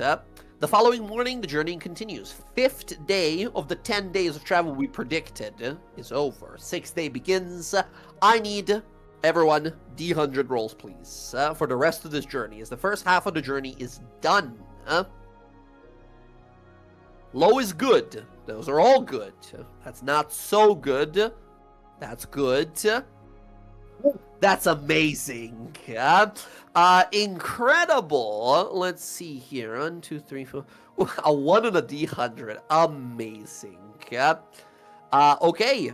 Mostly uneventful. Next of the 5 days of travel, the next 3 go uneventfully. Cold winds blowing by, eventual occasional blizzards causing us to take shelter under some tree lines and such, hiding out in frozen over riverbanks to sort of cover up from the massive storms coming on above. We're hearing monsters roaring and shrieking in the sky every once in a while, every few hours occasionally. Every time you guys climb a tall hill or a mountainside, you can see a trail off in the distance, and tiny as a grain of sand, some humanoids, some figures walking off some miles away, exploring this wasteland as well, finding their own paths and destinies, much like you all seem to be. On that 3rd day of travel, so third after this long rest, aka 8th day of travel total here, I need everyone here, as you feel those blue lines extending across your bodies, everyone but Cleo here needs to give me a Constitution saving throw. The DC is going up, and should you fail Kalis, there will be additional malignments and afflictions that fall upon you. So I will use my regular inspiration. I don't think I'm going to make it, but we'll there see. we go. Session inspiration here. Yep, nope. Oh I'm boy, gang. I'm not a Constitution guy. Question. What's the DC? Yes, Uh, the DC is 12. Could Cleo offer anyone who's struggling assistance? Like, How would you do so? You rolled that super high medicine roll. Do you have any fire or fire-based abilities or warmth to offer? fire-based? Unfortunately, no. In that case, you can give me just a medicine roll here, and if you get a 15 or above, you can give someone either a reroll or advantage if they haven't rolled already. Yeah. All right. Fire would have made it like a little I'll use- easier. No, unfortunately. I'm Oh. using inspiration. Yeah, might as well, right? So let's do it. Oh, nuts. You don't have enough warmth to offer. Unfortunately, this is a magical disease. It's hard to counter. I mean, Kiara has some warmth with her Oof. smile and her music. Right. Not really what we're looking. That's nice, but Can, not can exactly. I wake him up with some music? So I need you to roll as well first to see how it goes for you. What would I roll? Performance? Yeah, you No, have to make your con check. This is for the sickness that is developing. Yeah. Ooh. You are affected as well. You got no warmth to Okay. offer as you can barely find Oh, some for damn. yourself. Well. Rodri will use his inspiration. Guess we're all gonna die. Roger will use his. Roger's using his inspiration. Let's do it. Roger got a 5. Need a 12. Oi, oi, oi. I'll reuse mine then. Use yours as well. Sure. All right, now I have- 16. You are successful. Yours does not progress, but it's getting noticeably colder. Okay. Okay, So, so I need to reroll. Kalis, yeah, if you Use want to 12. use yours as well. Yeah, I'll use my other You inspiration. failed by 1, unfortunately. Right. And so for his reroll, Karnak is just going to make a little flame of fire in his hand with prestidigitation, just an illusion of it, and shove it in his chest multiple times, try to warm himself up. Awesome. Hey, works. Placebo actually helping you here. Amazing. Incredible. Very good. So still here, Air succeeds. Kalis on a reroll, and Rodri also on a reroll. Both fail, unfortunately. Here, I think that's the only two who failed. Okay. First of all, Rodri. Rodri, while you are sickened in this way, your movement speed is reduced by 5 currently. Kalis, you are on the second stage now. Your speed was reduced by 5. Now it's reduced for a total of 10 feet. Additionally, Kalis, if you ever roll a natural 1 on an attack roll or a saving throw, you will take 1 point of cold damage. Okay. Those are the That effects sucks. of the second stage here. Kalis is visibly worsening, right? Kalis, you can't see out of one of your eyes. Half of your face is almost frozen. Like, one of your eyes is fully frozen. Like, the skin is all frozen on this one side. Your hair has little, like, icicles dangling from it here. Rodri, you notice it that morning as you wake up and you're preparing food. I think you drop some of your utensils. And you look down and you look over and you see that your fingernails are starting to extend into little ice claws, and little necrosis is building up at the top of your fingertips. And you realize, like, as you're tapping against some sort of, like, a plate or glass, it's making that, like, ting, ting, ting, ting, ting, as if, like, you're poking it with metal. As you realize your fingertips are frozen, almost solid. And no matter how much you warm them up, it doesn't seem to help. You yourself, Kalis, you are shivering at all times. You're having a hard time. Like, you guys will get probably used to it in sort of like an unpleasant way, but the rattling sound of Kalis's teeth is non-stop present. You cannot help yourself, Kalis. It is freezingly cold to you. I will look to Kalis. And Air kind of holds her hand up, and like you see, like this like fire like ignites in her hand. I can fix it and immediately undo what happens to you, if you want. What do you mean? Fire can help you. It can undo some of the worsening effect that you are seeing, and then what results from this being used, I can fix it.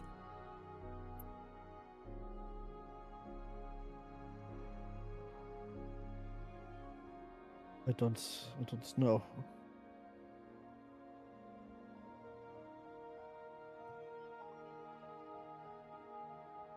That is something that Cleo has realized that Air is offering here. Taking fire damage would possibly, like, revert some of it, right? But it would have to be a significant amount of fire damage. But, again, Cleo rolled, like, super high on this. It would need to be 10 points of fire damage or more, right? Which is, like, a significant burn.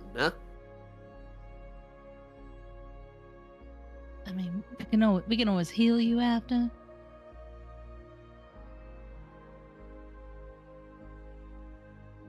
Just do it. There you Kinda like go. raises Get himself. it done.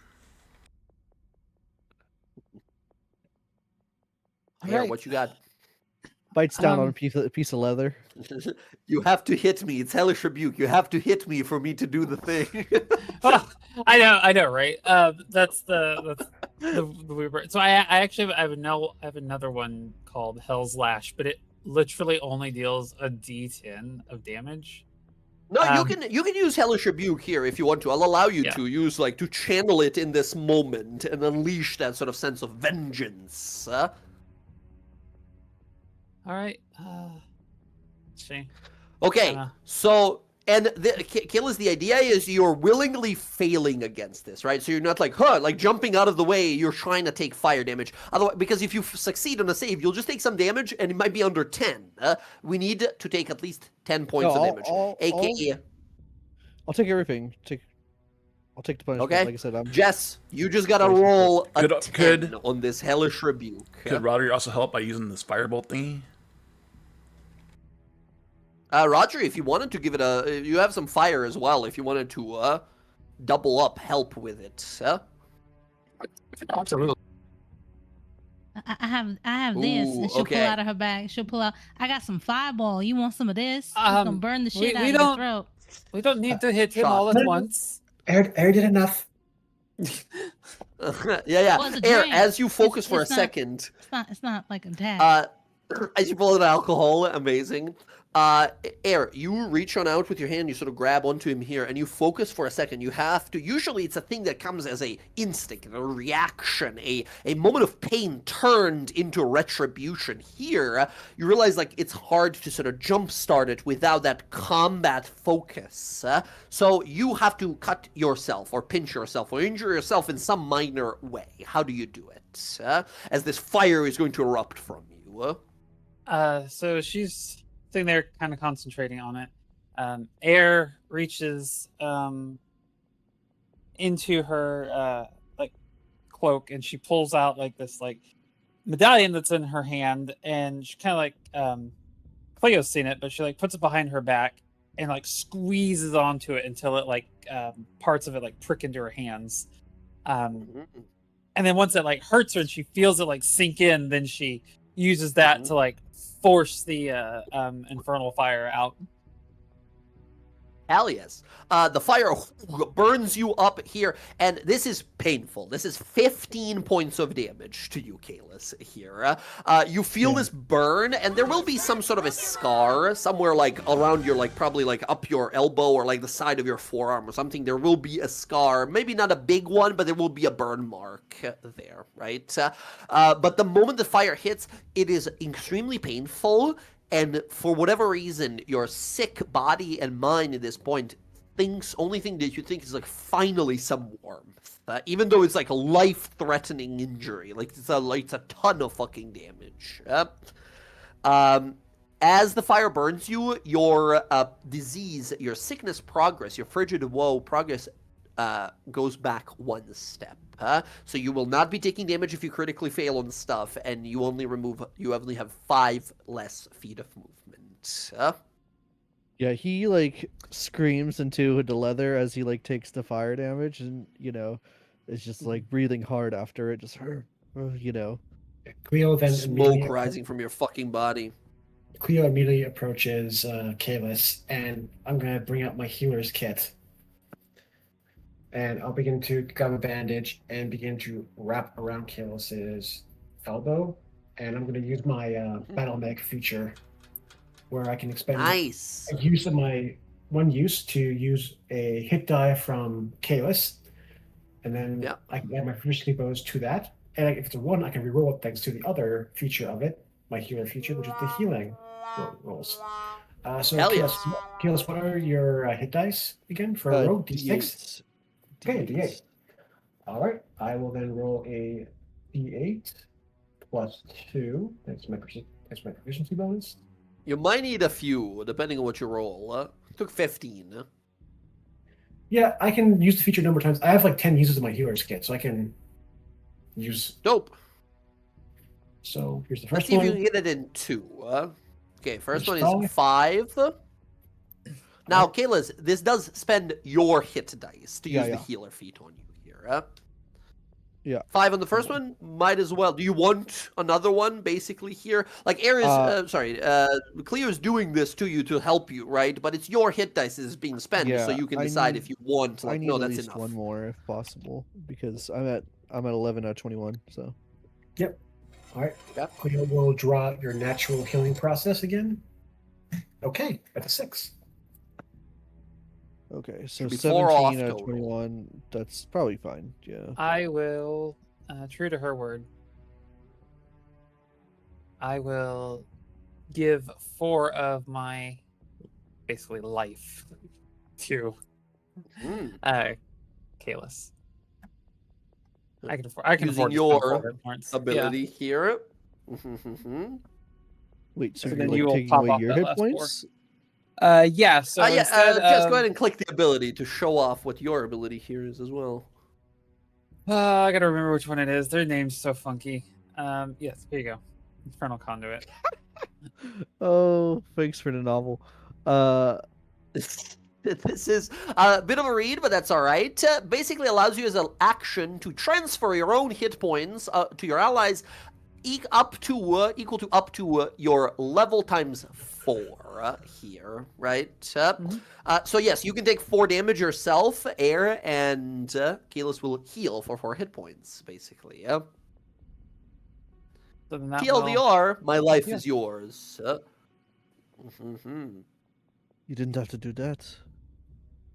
I told you I would make sure you were fine after the fact. Okay, he kind of cinches up his arm and then puts his coat over and he puts his pack on and says, "Let's go."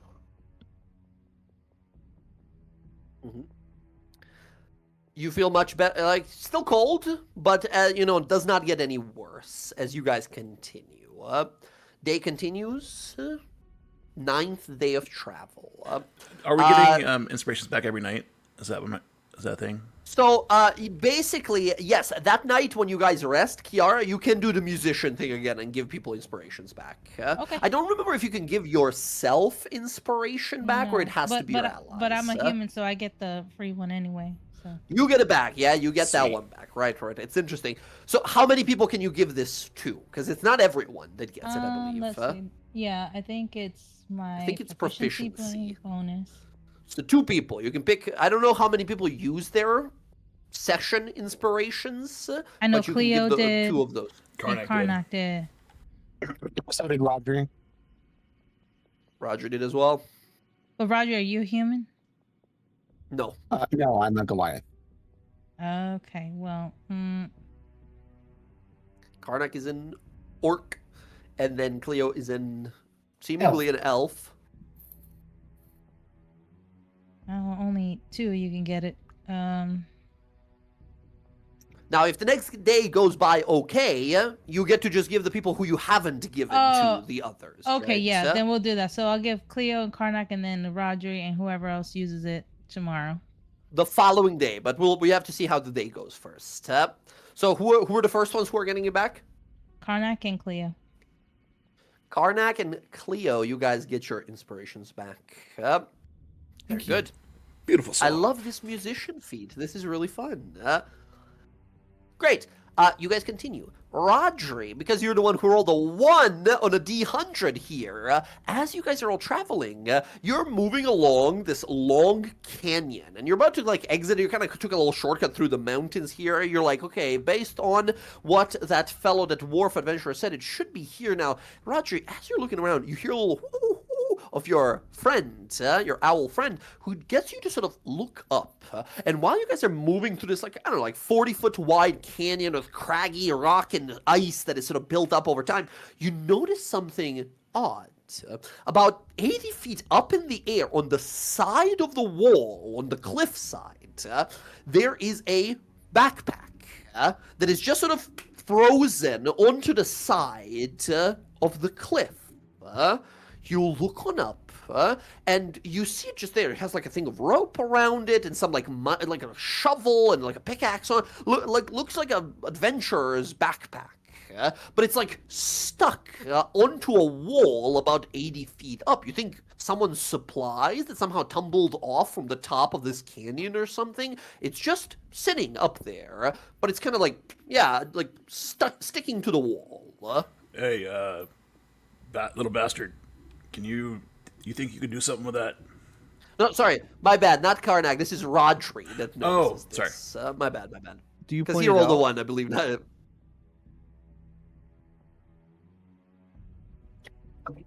So, first of all, Rodri is going to have who go to the cliff face and just look up and see if there's anybody there on that side of the cliff face on the Yeah, surface. He'll fly on up. He tells you no one that he sees around. Pretty flat, going down sort of mountainside. Does not see any creatures or people around. You can give me a perception roll for who, to get like a precise look to make 100% sure. But first glance, no one around. So who has a? There we go.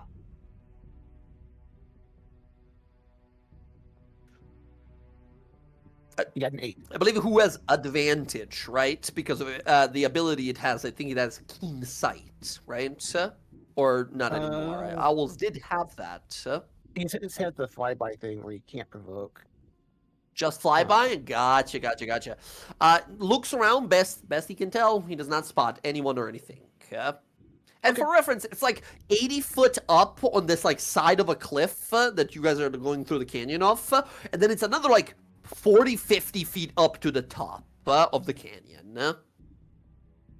Is he strong enough to wedge it out of there, or? He can try. You can give me an athletics roll for him, aka strength, because he's not proficient. It seems to be sort of, he communicates to you mentally, like it seems to be stuck to the ice. Are you communicating that this is up here or no? Oh, I 15. point in my owl in the backpack in the cliff face. He sort of points up. The owl pulls on a 15 here and is unable to, unfortunately, pull it here. That's a solid roll for the little owl, but with a -4 modifier, it cannot move. It's too heavy How for it to far move up here. was it? And Okay. something odd happens then. Sorry, we'll get to you in a moment here, Kalis. As who tries to drag it, and you hear it mentally talk to you like, boss man, we got trouble. And you see he's pulling back, and he can't pull it back. And he's not letting go of it either. Let it go. I can't. Stop. And he wind whips back, and you see who gets like blasted into the backpack, and it's just stuck to the backpack, like glued onto it. I'm stuck. Backpack a mimic. Frozen there, it's stuck there. Oh boy. Curious. Can't you just snap him away and bring him back. I can do that with mine. That's you do that? Yeah, as an action, you can desummon and resummon your familiar as many times as you want, as long as it's, like, alive. Oh, I do that. And every time you resummon it, appears next to you. Yeah, as an do that action, with you me. desummon it, and as an action... Yeah, there we go. Learning new things. You just resummon him. He disappears from up there and appears right next to you, sort of on your hand, in your hat, probably. And you hear it just kind of ruffling his little feathers. But mentally, you hear it communicate. Raji communicates to you mentally. Says, weird. There was definitely stuff in the backpack, but the moment I touched it, I got stuck to it. Okay, good to know. I relay out to the party. I would like to. How far up was it again? You said 50 feet? About 80 feet up on this, like, icy 80 cliff. Ooh. 80 feet. Okay. I can't quite make it with 80 feet. Now, again, I believe you have a climbing speed, right? I do. That's what I'm saying. Yeah. You do, which means, again, climbing speed doesn't mean you automatically get to scale walls. It means it's easier for you to scale walls if needed, but it's not spider walking. You can't just stick to the building and, like, go up type of thing. It means you don't have difficult terrain if you're going up hills and stuff like that, right? You could still try. It would be an athletics roll, unless, of course, you had a grappling hook. I have which, a by the way, grappling I hook. think we talked about this last time. Yes, it can be an acrobatics roll with a grappling hook, but you need 80 feet of rope and someone strong enough to whip that fucking grappling hook up there. Okay. I tie my rope to my grappling hook, so I have 80 Okay. feet, and then I say, Garnak, give it a good toss, and then I'll climb up and see what's up. I could, Hello. but couldn't Rodri just throw his little fire thing up there? I have a quick question, But DM. we don't know if the contents would burn or fall and break. But you can hit It'd be the ice better to around it. pull out. And it would fall. I have a question for you, Jay. Yes. Can I take a hard look at that bag with an ability I have called Hellsight? I am not sure. Click the ability. Let's see what it does. I feel like this might not be a normal bag. Disguise, hidden, or invisible. Amazing. Make a perception roll. You have advantage. Staring on out, just seeing if there's anything. 21. 21. You look on out, you see this backpack stuck up there. Something you notice. It definitely looks like a backpack, right? However, the flap of it, right? It's one of those backpacks that has like a big flap over the top. And like the flap of it has these like kind of pattern of these like circles on it. And it almost makes it look like these big like gemstones or maybe eyes of some sort. However, on a 21, you don't think it's some sort of invisible or disguised creature or effect. You are very certain, however, this backpack has a design of webbings all across it. Therefore, I think you think to yourself, it might be web magical in some way. That might be the reason why it's sticking to the wall. But I don't think it's a creature of any kind. That is, it's webbed up there. You could pull it down, but I think the thing itself is adherent. If you put your grappling hook on your rope, I can have Astrid fly up there and put the grappling hook on it. That's what I'll do. Here you go. I'll take it. Hold the Yeah, grappling hook. absolutely. I'll look to Astrid, and in the language that Cleo doesn't like, be like, take it up there, my friend, and hook it on there. Mhm.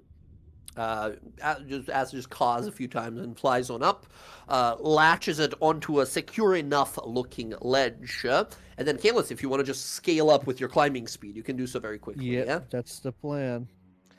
Give me acrobatics roll. Coming your way. Acrobatics. Oof. 9. Can I use the inspiration? Natural 1. Yeah, absolutely. If you want to use your human inspiration here, I believe. Sure, let's do it. 14. That's better.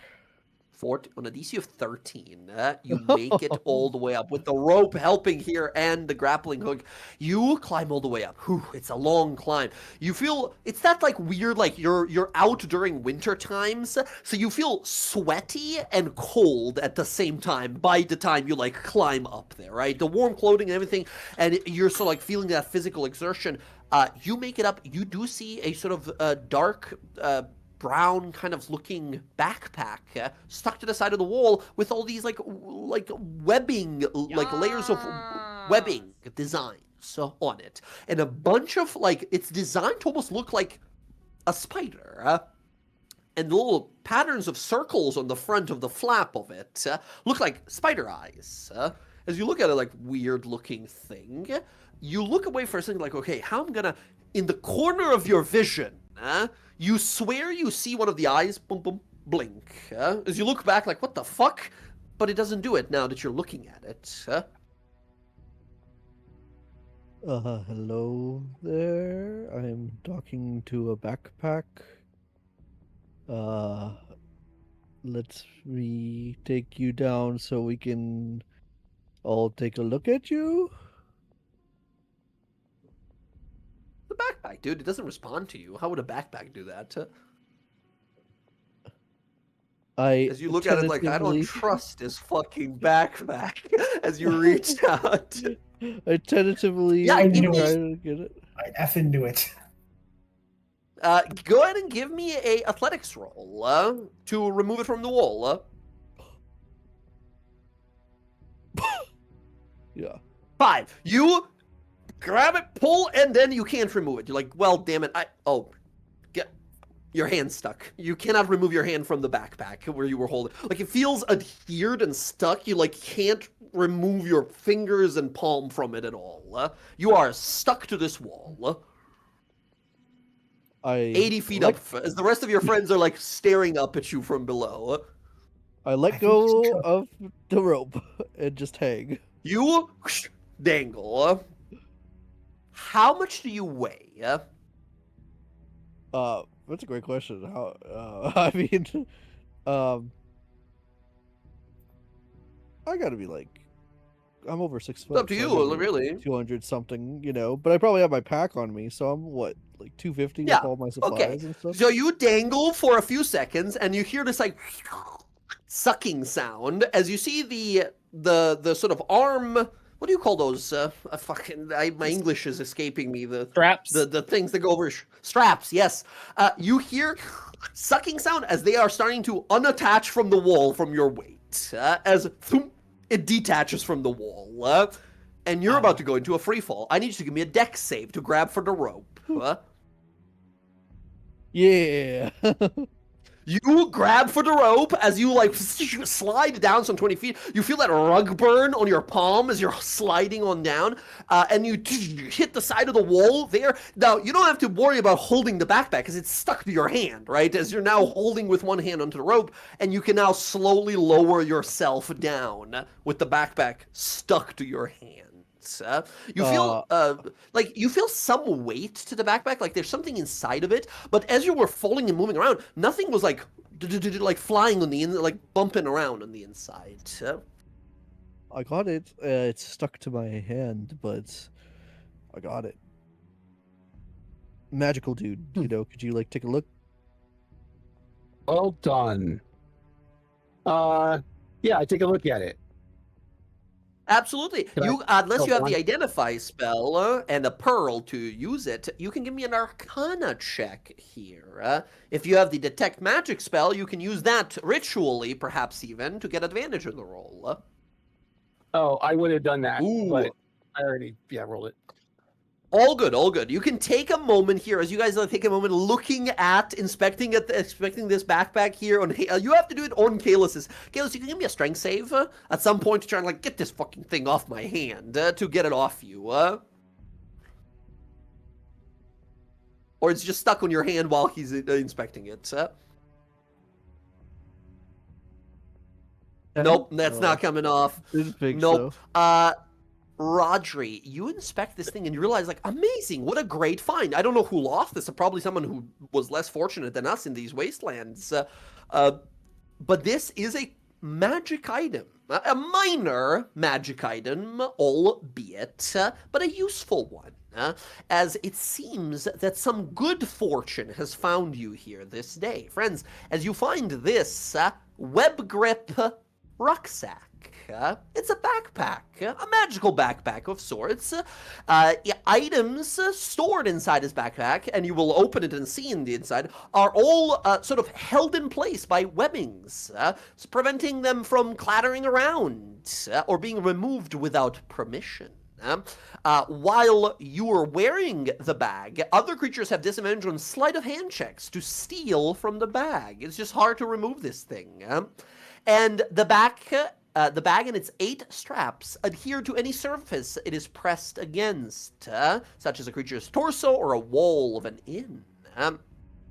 And yes, other creatures that attempt to wrench the bag from you that have disadvantage on strength checks, it can hold up to 80 pounds. Other than that, it's sort of almost a normal backpack, right? It's just magically adherent. And then yes, even though these eyes adoring the bag are lifeless and unmoving, they sometimes blink, strangely enough. The goth girl in me is like, this thing's fucking adorable. Like, legit, I would wear this in real life. It's a jumping some sort of spider command backpack. word? Is there some sort of command word? That I will turn think it so, on? yes. On a 23, I think you learn the word as well, and are able to speak it to get it to, like, unadhere here, and let go of Kaelus's hand.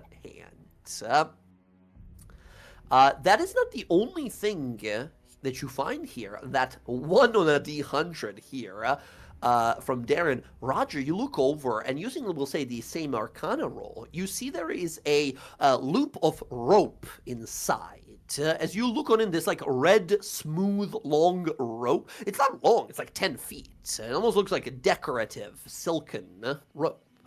You inspect it for some time to realize, like, ooh, the bag was a good find. This actually might be an even better one, especially out here in the wasteland.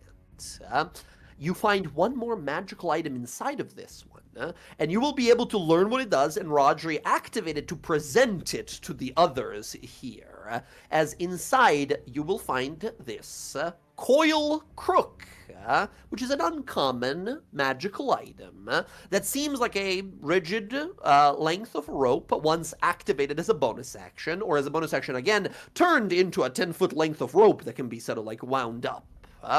And then it allows you once per day, if you have it as a coil crook, to as a normal spellcasting, cast the spell Rope Trick by grabbing invisible space above you and opening Rope Trick, being a little spell that opens a small extra-dimensional space that remains for 1 hour, which is really nice for hiding from stuff or taking a secret short rest, perhaps, right? And a tiny little space that opens, that you open like a secret dimensional door and hop into for a small time, once per day. Those are the 2 items you find on a 1 on a D100. Some good luck for us. These are neat. Who would take best advantage of these?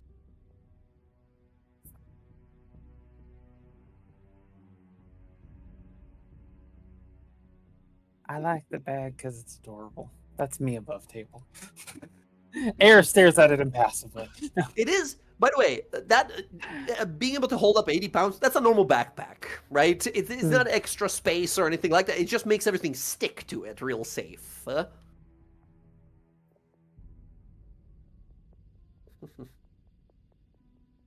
You said it secures everything inside of it? Yes. Like, oh. So like if you had a bunch of like potions or something in your bag and you fall 60 feet, none of those will shatter or break because they're all like securely strapped inside. Huh? I could use it to keep the frozen woe away and secure from breaking. It's yours. Yara looks at the rope and tries to bend it to see if it could be like used to tie around things. It's kind of flexible a little bit, but if you, it's like more and more difficult to bend it. The more you the more angle you get on it. Eventually, just kind of snaps back into place. Unless you speak that bonus action, then it just sort of unwinds into rope on the ground. Interesting. I mean, no one wants this staff. I mean, she look at Roger. You don't want a staff? Oh, I have a staff.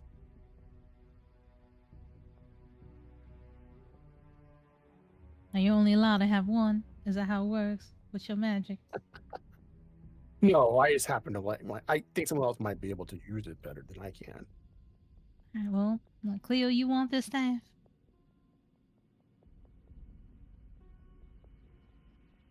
I think it'd be more useful to someone else. I mean, I could use it if y'all don't want it. I mean, All yours. yeah, she'll take it because the using it as a bonus action and being able to set it up for people, that's definitely what she would be using it for. Yeah, yeah. Now, keep in mind, Jen, this item, the coil crook, it's not an actual, it like forms in a shape of a staff, but it's like hitting someone with a foam balloon, right? It's not actually a staff. It doesn't actually hurt. Like, it's a thing of rope that you're kind of whipping people with. I can whip people so it's not like with a this. combat She's weapon. excited. You kind. Okay, well there you go. That I'll works. take the There rope. are other functions to it, I guess. Excellent. Go ahead and mark down the coil crook, and then Air mark down the web grip rucksack. As you put it on, you feel it like it doesn't move or anything extra, right? It's a normal backpack. You just sort of strap it onto yourself, but you're like, oh well, damn, really? It's stuck on me. Yeah? But the moment you speak the word that Rodri would probably share with you, it just bloop, falls off you. Kind of reminds me of those like wrist snaps that you had as a kid. Dude, I was looking at the straps and thinking just that. It's like you toss it at the back. Yeah, and yeah, kind of. Oh yes. What's Awesome. what's the command word? You know what, Rodri, I will say here, with you rolling high arcana here and learning it, the word here is some word that existed before, but with your knowledge of arcana, you're able to sort of reprogram it a little bit. Rodri, what is the word? You tell me, as you as a powerful wizard, reprogram the word to be one singular, like, short phrase that can be, or word that can be spoken, to get it to unlatch. That is keep in mind his naming convention.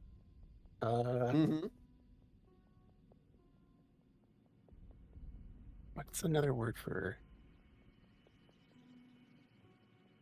If you want to think on it for some time, we can come back to it. Yeah, give me a minute. Equip. Okay, excellent, excellent. Awesome, friends, we got some magical items. Good fortune. Guys, just keep rolling ones on D100s. How hard is that? Well, it's a 1 in 100, I guess, fair. All right, well, the journey continues. Ninth day goes by. Kiara, who are we giving inspiration that night? To whoever used theirs. Who's left? Who's left without inspiration right now? I think Rod. I Rodri, have right? no inspiration as well. And Kalis. Kalis and Rodri. Well, Kalis will get his at the start of the day as well. Oh yeah, right? anyone From who is not human, human. Yep. So Rodri, Karnak, or Cleo, did you guys use yours? Not fine. this time. I'm good. Okay, so it's just Rodri. Rodri, and you And can give it to myself. Kalis. He'll get. Oh wait, Or he you- said he's. well, oh yeah, you give it to again, you Kalis. can Give do it Kalis. yourself. Yeah, give it Kalis. Right. Okay, Kalis, you get the session inspiration back. You get your human in the morning, and then over to Rodri as well. The journey continues. 9th day is going by. 10th day. No trouble on the road. We make it. As you guys arrive, you are walking through a sort of like a downward slope of a hill, snowy, like snow everywhere here. As you're looking around, like, okay, we are in the area. Like, we should be around here. We've traveled for about 200-ish miles. I need 2 people amongst your group. You guys can pick whoever wants to be doing this to make a survival roll. As we arrive here, you're like, okay, what did that dwarf say? He said that there's like these ice methods. Those are like ice goblin creatures that are attracted to this place we are looking for, this like laboratory. So let's see if we can find any signs or tracks of any of these around. Comprehend languages, right? You cast them for 1 hour. Gotcha.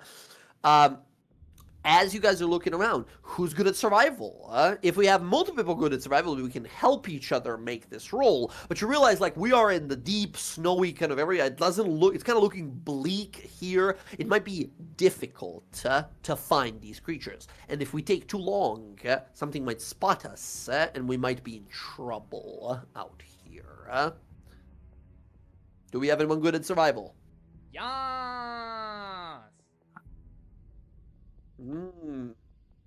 Survival. My familiar's got really good sight. Perception, right? Not exactly. We're looking for tracks in the snow and that type of stuff here. My familiar's better at survival than me. Right, right. It can make a roll if you wanted to instead. But keep in mind, those of you, otherwise we're just making a roll here. Being proficient in survival lets you help other people, like give them advantage on the roll and such, but making it by yourself sometimes has to do. We will try. All right. Yeah, I was going to say, our cleric here, probably the highest wisdom of all of us, best odds. Alright, I'll roll survival. Anyone else wanting to try? Yeah, give it a try here. Maybe you just nail it right away and we don't have to worry about it. God, she nails it right the fuck away. Let's go. Incredible. As you guys are like, where do we look for these? Where should we be looking? Cleo, you take a scan around your tall stature as you are, kind of inspecting about for some times. You're looking around, there's little like pillars of ice and snow here and there, and a little cliffside and trees that are sort of snowed down. And you're like, we gotta get out of here fast. We better. And you kind of pause and look off to the side, and you see some branches that have a bunch of like ice that is built up on them. You're like, well, that's odd. And the rest of it is snow, but it's ice. And as you kind of inspect it, you see a little ice gremlin-looking creature. Long icicle for a nose, bluish crystalline, sort of icy, see-through almost body. That's kind of hard to detect almost. And he looks to you and sees that you guys are looking at him and goes, ah!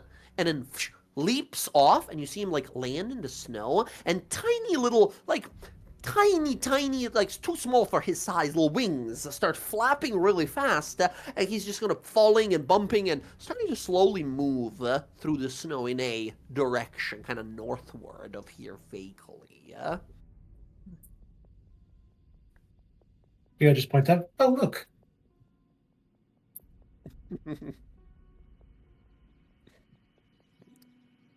He's probably The rest heading of you for are his nest or home or whatever. Should probably follow him. Karnak, you recognize Karnak and Rodri, both of you are like, I remember those fuckers. We fought them on the ice lake there. I remember that. As you guys are able to very slowly continue following after this creature from some distance. It's very easy. Once you find its tracks, you know exactly what to look for here. And remember, if following we fight these it, things, they blow up if we don't kill them with fire. Excellent. Let's see here. Okay, friends. You guys follow this thing for 4 hours through the snow here as it's moving through these like blizzards and ice. Eventually, you glance on ahead and you see something staring out across the snow. You all think you might have found what you've been looking for. Through the wind-whipped snow and biting cold, you notice a half-submerged, dark blue stone building poking up through the ice, kind of slanted. A gray stone door ahead of you is carved to look like a face of a half-exposed skull. Scribed above the door is the word Salsa Waltz, the very place that we've been seeking. As you guys look on ahead, you see sort of above, perched on some 15 feet on the roof of the building, is 4 or 5 of those little ice methods who are just staring down at you and kind of cackling to themselves as they stare you down. Friends, I'm going to move you guys to a map. Bam. All of you should be able to see. Correct? No dark vision, cannot see a shit. I can see it. You cannot I can see. Now, there should be some lighting. There shouldn't be all We're at like dark the or super clean. duper top. Like there should be like a narrow band of visible at the top. Bam, you guys are over there. You should be able to see. Oh, yeah, there is. So, yes, the reason it's like this, Cleo, you guys are arriving here because of how I rolled that D4. You guys are arriving very late in the day. And light is all but faded, and you can see briefest glimpses of it off from the left there from the side. So you should be able to see some sunlight off to the side there. However, as you guys arrive here, it is quite dark and hard to see. Cleo, do you have any light to light up? Nope. Okay. Cleo is I can walking light in my the dark. hooded lantern. I mean, I have the Hooded cantrip. lantern, good. I have Sacred Flame, but it's radiant, so it's not actual light. Yeah, it doesn't exactly. That's fine. We got a hooded lantern. I can cast light on someone's object if they like. Who wants a light source? There we go. Kalis has a light on him now, and if you wanted to cast something on Cleo, so she has something, or maybe on someone who Cleo is going to be like close to at all times, you could do that. Light is a very useful spell here. I will cast it on like Cleo's, like one of her gloves or something. Yeah, Cleo, sound good? That's fine. Perfect. Cleo, you get your light here as well. Should be much easier and better to see now. Friends, as you all look on around, like, okay, this is the place. And again, staring at you from above here, you guys see these little bastards cackling and smiling at you, these little ice goblin looking creatures, just staring up from above. And Karnak Staring will do the down. same thing he did last time we saw them. The universal language of I'm hungry, you're going to be my food. Excellent. As you look up these and they look down at you, sort of mischievously smiling, friends, let's take a little break here. Let's do a 5-minute break, get some snacks and drinks, and as we come back, we will explore Salsa Vault. All right, BRB. All right, excellent work. Excellent work. Be right back myself.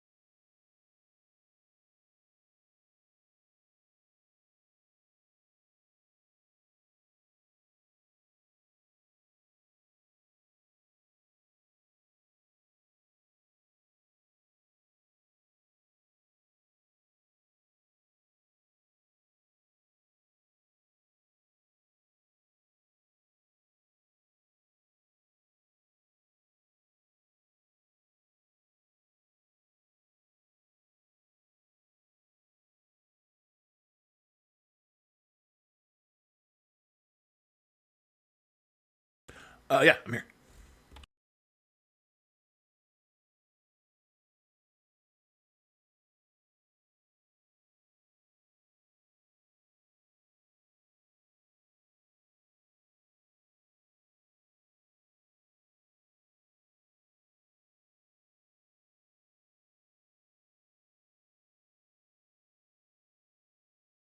A cure to hopefully save us on this 10th and last day of travel here. You guys have been kind of monitoring Cleo specifically because of your skill with medicine. You're like, okay, I've been seeing my allies here degress every few days, meaning tomorrow or the day after, the symptoms will worsen. So it is important that we find this cure within the next 2 days before the situation keeps getting worse and worse and worse. As you all arrive, once again, building slightly slanted on its side, half sunken into a frozen lake. Yeah, it's a little weird the map is shown to you guys here because you guys came from the west. So like top of the map is, I don't know why they did this, but top of the map is west side. North is like right, map right here. South is to the left, east is down here. So you've been traveling eastward to get here, right? So, that said, friends, you see a massive door. It looks in poor condition, but it does look closed, sealed, per se. And there are multiple of these little ice methods just sort of staring down at you all, almost hungrily. What do you guys do? Try and intimidate them. Well, Absolutely, give me an intimidation roll. Oh,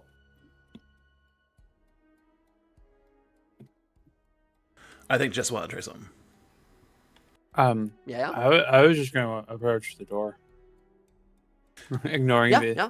Oh, yeah. If you're giggling Do ignoring they- them, methods. yeah, the methods, then Karnak will do the same thing. He'll, point at them, point at his stomach, rub it, and give the hand wave, come here.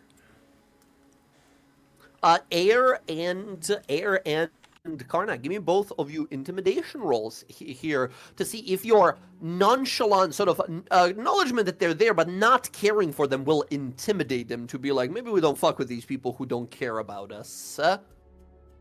Oh, good start. Amazing. Just a 9. Okay. Air, less so trying to intimidate, more so like, I don't have time for this, just sort of approaching the door here.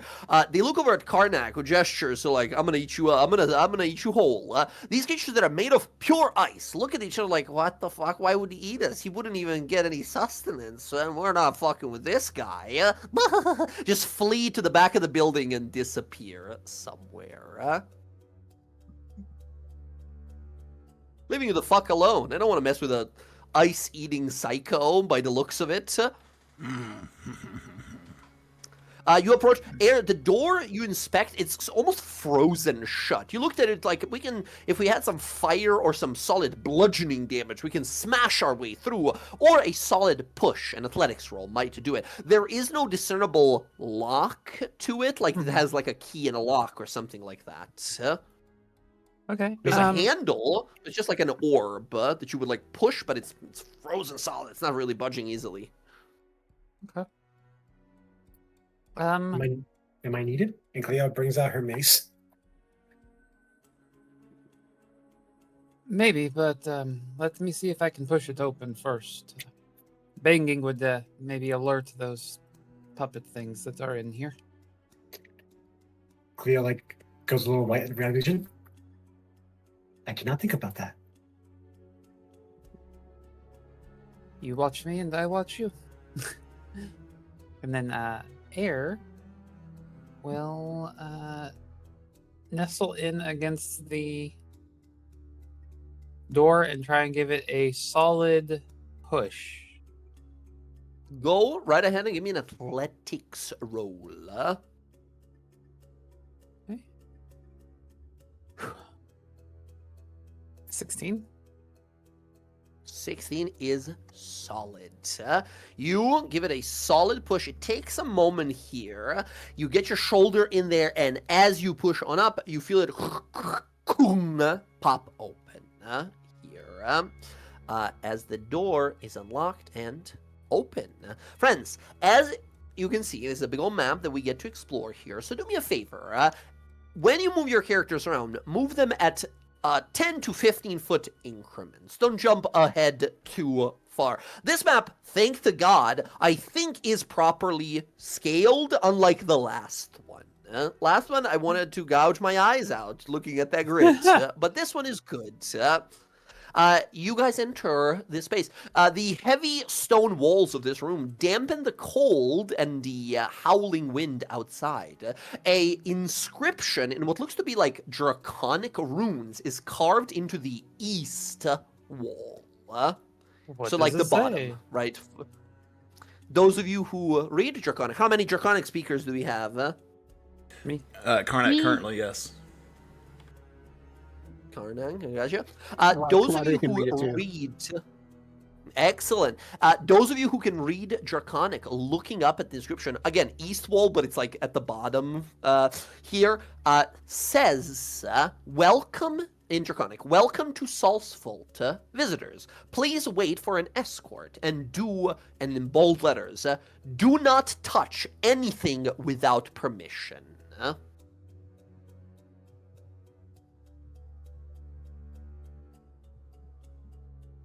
You said do not touch anything without permission?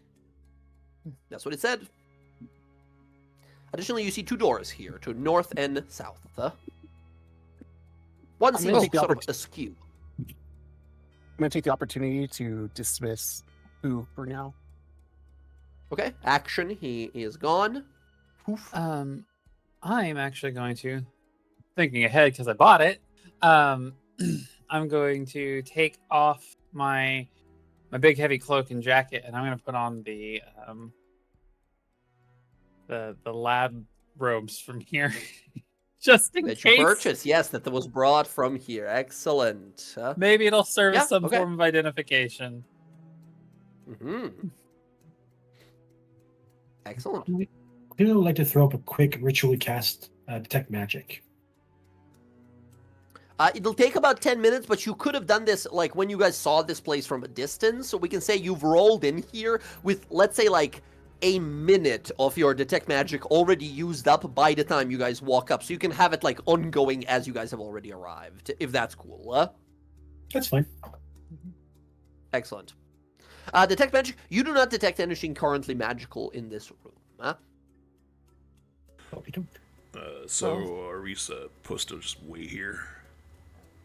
No, we don't actually have to wait. This place has been shot down for a long time.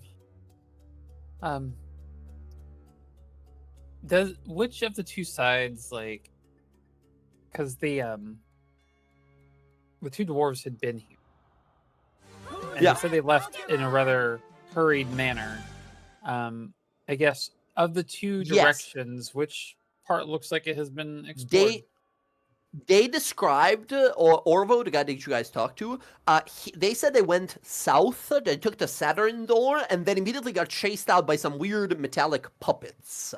You would guess, you see this door on the left here that's like askewed? You're like, must be this door. They went through. Well, Errol gestured to that door. Might do best to check where they had been first, see if they had missed anything. Do we have to? Well, if we want to find the cure,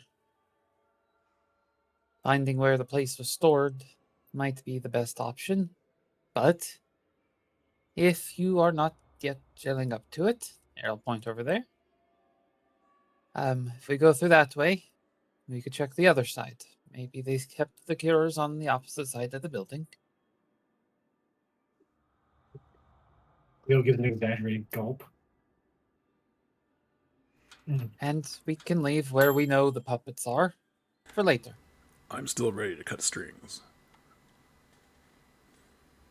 Can I try it? Wouldn't it be wiser to deal with them if they are going to be a problem before we open another door? It might be, but you have a member of your party who's not quite feeling up to it at the moment. Remember how you told me to read the room?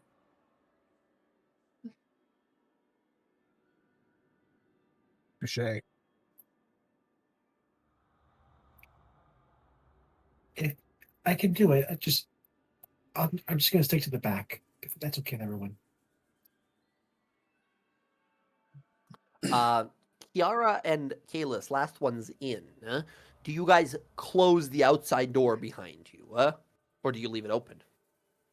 I wouldn't. My instinct would be no.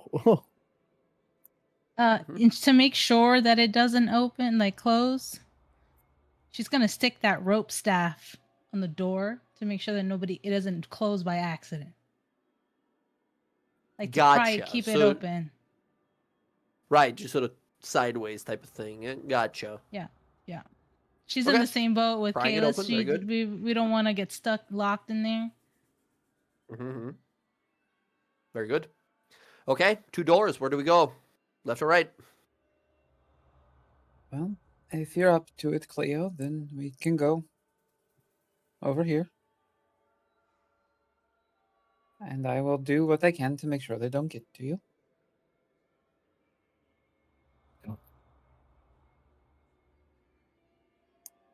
Then, with my shield at the ready, I will see about getting that door open. Yeah, that door does not seem to be locked. In fact, easily pushing it will reveal what's next. You guys see another small room up ahead. You see stone tables that lie in pieces on the floor at the east end of the room, so bottom. 2 open stone chests stand against the west wall, and a layer of fine sand coats the inside of these chests and the floor around them. Beyond this, you see another door.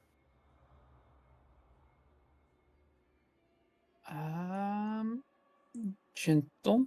Like, I will walk in, kind of like, you see her, she's like moving forward, and she's like, kind of like 1 foot forward, feels the tile stone in front of her, and then steps forward. Mm-hmm.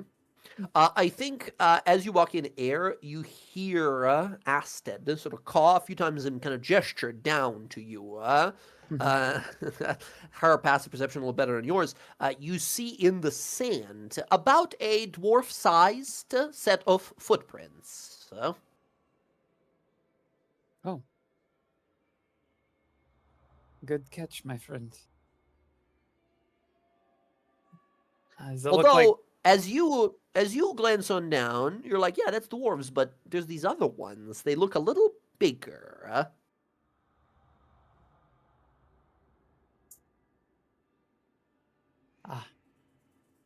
Gonna just slowly look around me. Like, don't see anything looming. Nothing here. Nothing in this room at all. Okay. There's some chests in here full of sand that might hold something if we want to dig through them. It looks like our friends had been here before.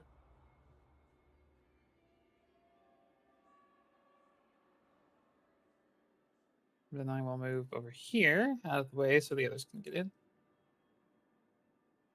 Karnak, get off of me. I know I'm tall, but I'm not for climbing. Why Everyone's is there so stepping to much each other. sand?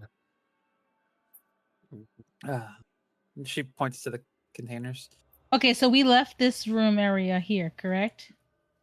We finished Yes. going in there. What? Sorry? We No. left this area. No, no one right? went in there. No one went in You here. you left Yeah. this. You guys came in from the door up here, but nobody went into that door over there. Yes. Okay. I'm assuming that those was holding things. It looks like they had been dug through. There might be Can we- something in there. Brief inspection, Rodri, as you kind of glance on over, it does seem that these stone sort of chests are built into the floor. I'll investigate, see if there's anything still in them other than sand. Yeah, absolutely. Give me an investigation roll.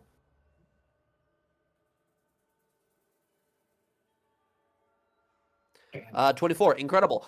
You looking on through thoroughly, do not find anything else other than a few shards of broken glass. Smooth, long glass like that of a vial.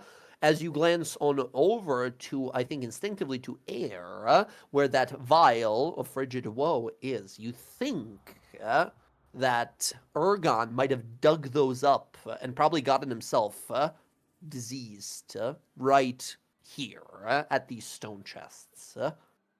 Oh, this is where they found the woe. Could certainly seem. But if that is the case, looking for more of those might be the key to finding what we're after. Is there any like ornamentation or written language near the chests that might direct their Nothing like that. If there might have been, it's all rusted away and fallen to time. You do not see anything here written.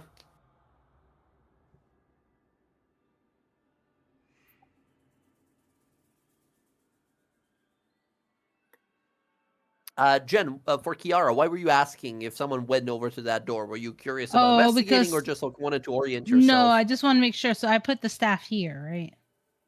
Yes, you can draw a little X on it or something to be like, this is pried open type of thing. You can draw a little crook on it. You know what? I'll put the jade statuette, stone giant statue there instead. That little statue that I have. Okay, as a door stopper, basically stop the door from closing. Yeah. Okay, all right. It's not. Yeah, all right.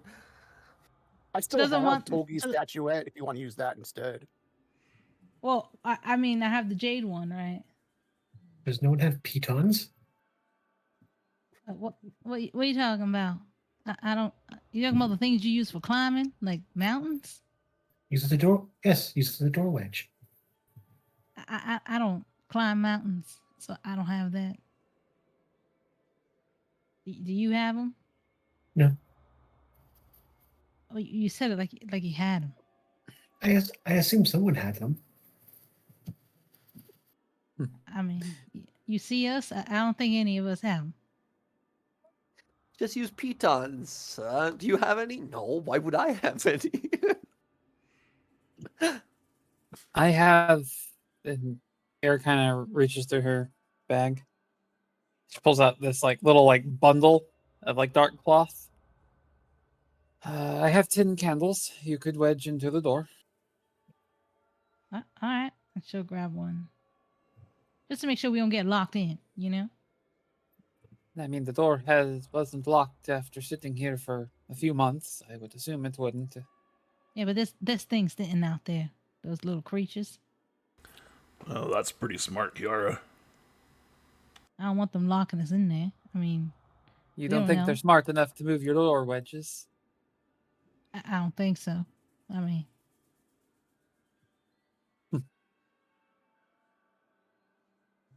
I think from the roll you made before Rodri, you were like, no, I do think so. It would take a scholar amongst ice methods to think to do so, right? They're not very clever.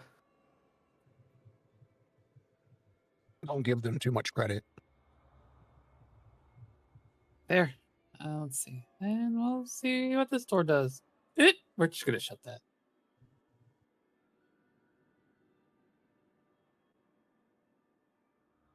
What was that?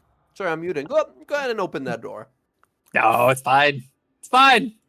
Go ahead and open that door. Nope. As you slowly peek on in, Stop it. take a look. Nope. Yep. You guys see the following. Pieces of rusty plate armor are scattered about this chamber amid the rubble of destroyed stone furniture. An anvil built into the floor stands in front of a cold old furnace to the southwest corner. Across the room from the furnace, 2 humanoid feet stick out of the pile of rubble. As the door opens, the feet twitch and move. As you see sitting up slowly from this pile of rubble and sort of rubbing their face before turning to look kind of vaguely in your direction, decayed flesh, ripped skin, broken teeth, and a crooked jaw, dried out, hollowed eyes that sit in it. You guys see a humanoid standing there and looking out to stare out in your direction. You guys see a zombified undead who just sort of turns to look at you. It attempts to move, to stand up, but it can't. It seems to be sort of piled down on top of by bits of debris and chunks of metal that have fallen onto this person. That is Would- just sort of like Seeing that reaching out towards you all. seeing what it is, seeing that it's pinned, would it be Mhm. possible to just go over there and end it? Like, just put it out of its misery? Yeah, Okay. absolutely. Absolutely. You see them just sort of like reaching out, limbs broken, shattered ribcage, it's unable to move, just sort of reaching out for you. You easily draw. You said a shield out. What's your other weapon then? She's got her longsword. Okay. And as she does, she walks over to it, kind of sees it like fumbling out and reaching for her, right? But it's more of a, she kind of like gets down on its level, knocks his hands out of its way, and whoever did this to you, defiled you at the end. For that, I am sorry, but you will know rest that you otherwise wouldn't. And then she will. Right to the head. You can just decapitate or stab right through. Yeah, easily. Yeah, The she creature does it where lingers it's for like a the second, body's even still a after little the dignified. Yeah.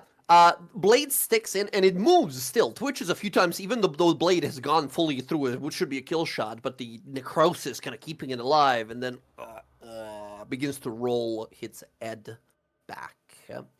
As this happens, I know all of you kind of see this like, okay, one less problem to worry about here. You hear something, a shift. Tin, tin, tin, tin, tin, metallic, clicking together. Cleo, as you're like, oh shit, what is happening? What is it? I feel this feeling, unpleasant feeling in the back of your gut, something, and you feel someone's hand on your shoulder. Oh, no. As you think to yourself, maybe one of your allies who's standing behind you. You hear a creaking of metal, and as you slowly look over to your shoulder, standing there, kind of almost leaned up against the wall, with one empty gauntlet reaching over, grabbing onto your shoulder, a helmet that slowly tilts up as arcane energy on the inside of it begins to glow. You watch as it and two other of these suits of metal that begin to rise to their feet grab out for you all. As it holds onto you, and Cleo, you feel this moment of paralyzing fear wash over you as this empty, soulless husk moves and strikes and leaps for you as it jumps to wrap its arms around you. I need everyone to roll initiative, please. Unfortunately, inanimate, impossible to detect to be possibly creatures instead of objects, these chunks of metal assemble quickly into suits of armor and attack us.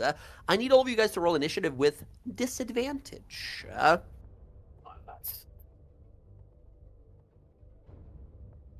As these creatures roll initiative with advantage.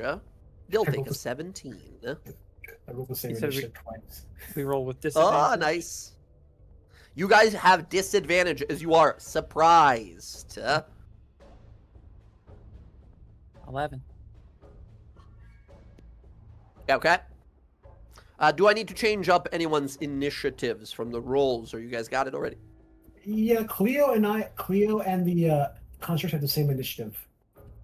You go first then. You are the player character. Anyone else need it altered, or is everyone set? Okay, looks like we are set.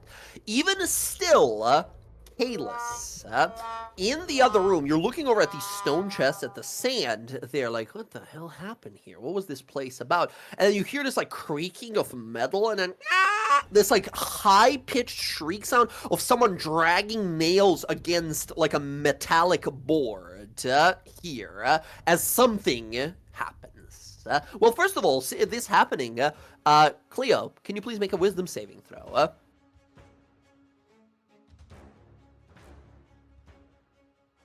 Who, you said me? Oh, okay. I thought you said No, me. Cleo. 15. Cleo, on a 13, should you choose to, you can overcome your fear momentarily here, instinctively grabbing for your weapon, or do you think you make the save, so the call is yours? Is Cleo frightened here? I think the initial scream is like, and seeing her friends are being ambushed, she's like, shake it off, shake it off. Yep. Okay, you find some courage in you to fight these soulless, godless machines as they grab, just like fists up, ready to fight immediately. Kalis, you start us off. Okay, let's get in there. Yeah, we're going to move. I think I'm going to just get here. Okay. Rook will give me some assistance here, and yeah, we'll hit him with a booming blade. Here we go. Good thing it's an advantage. That is going to be a hit for a total of 20 points of damage to this creature. Amazing. It is immediately bloodied by your... right? Badly injured by this attack. Amazing. Nick attack with the dagger. Follow up. Here. Yep. 26. And it's Vex, so it means you have advantage. Very good. That hits. Awesome. Now, remember, I forgot to mention, but remember, your Nick attack, unless you have the fighting style from Fighter, right, which I don't think you have for dual wielding, means that you don't get to add your Dex modifier to this follow-up attack. Same goes for Karnak as well. Whenever you guys use these Nick attacks, remember, it's only the D4. Well, in this case, it's a D4 plus 1, because it's a plus 1 dagger, right? Gotcha. So 4 less from that. It's 3 additional points of damage. The deal with you is like you get your sneak attack. If you don't get it Right. from your first attack, you have your That's Nick the whole attack to point, give you yeah. that. But still, boom, boom, 2 quick attacks. It's extra nice. damage, you Still know. up, huh? Yeah, I mean that's what I got. Cutting action. What can I do? Do I want to do anything? Dash, disengage, yeah, or hide. I mean, I don't really know if I can hide. So Dive into the Be forge. hard. I think It's a I cold will. forge.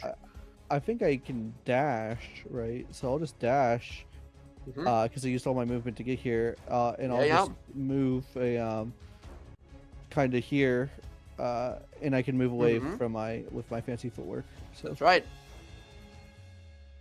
Very good. Kalis, that is going to be your turn. As we go to Cleo next. Cleo in a panic is just gonna like, please drop him fast, and I'm going to cast Bane on all 3 of the constructs. Amazing. Amazing. 3 charisma saves. Here goes. 1, 2, 3. All 3 fail, are immediately baned.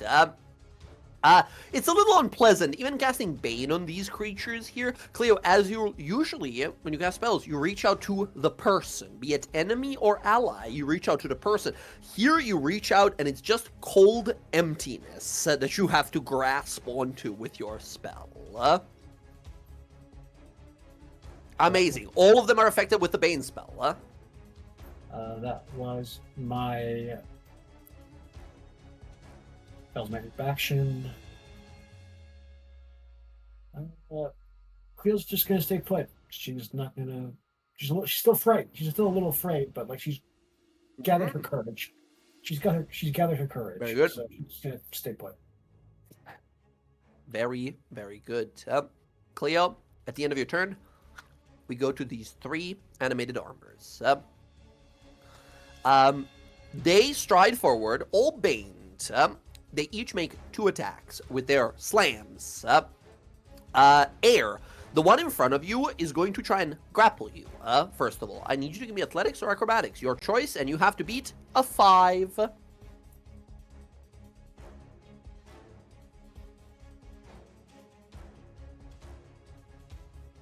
Jess, you there? Oh, sorry, I cut out. All good. Athletics, it's trying to grapple you. Oh, It rolled a 5. No, you can't fail that. Very good. It tries to grab you, fails, and then just swings a big gauntlet at you here. 8, missing as well. Very good. This one next to you, Karnak, is going to punch you twice as it comes to life. 13 and a 13, which I think both miss. Very good. And then Cleo, for you, 16 and an 18. However, roll me those 2d4s. First one will be guaranteed miss, right? Because your AC, I believe, is 16, so no matter what on Bane, will miss. Second one, you need a 3 or better on the Bane for a miss. 2. That second one will connect. That's 8 points of damage to you, Cleo. You dodge the first one. Your magic guides the blow away. The second one comes straight center of your chest here, sort of pushing you back. Okay, 8 damage. Nasty. That's all of them. Karnak, it's your turn. Cleo, keeping the hex. Very good. Nice. Yeah, Karnak is going to get between Cleo and this thing and start wailing into it. Let's do it. What were you saying about the Nick part? I missed that. Or I didn't understand. So remember, you and Kayla's here have the Nick weapon, so it means you can dual wield. However, dual wielding by default, unless you have the dual wielder fighting style from fighter or other such fighter style classes, whenever you make that bonus action Nick attack, you get to hit. However, it does not get to add your modifier. Right, so it does the dice of the damage, but no strength or dex bonus. For you, however, Karnak, it still adds the rage bonus. So just keep in mind that Nick attack doesn't get... It's pedantic, it's like a weird little extra detail, but yes, not everyone is good at dual wielding unless you have that one fighter style. Okay, so how do I change it in the damage thing? I would tell it... Basically, you click the little cog to open the setting of it, and where it says, like, for damage that it adds the modifier, you just go to set it to none instead. Okay, got it. Yeah.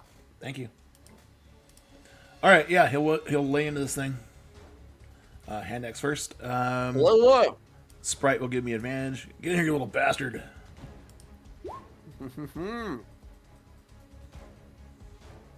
Nice, that's a hit. Oh, no rage damage, sorry. I have not gotten rage yet.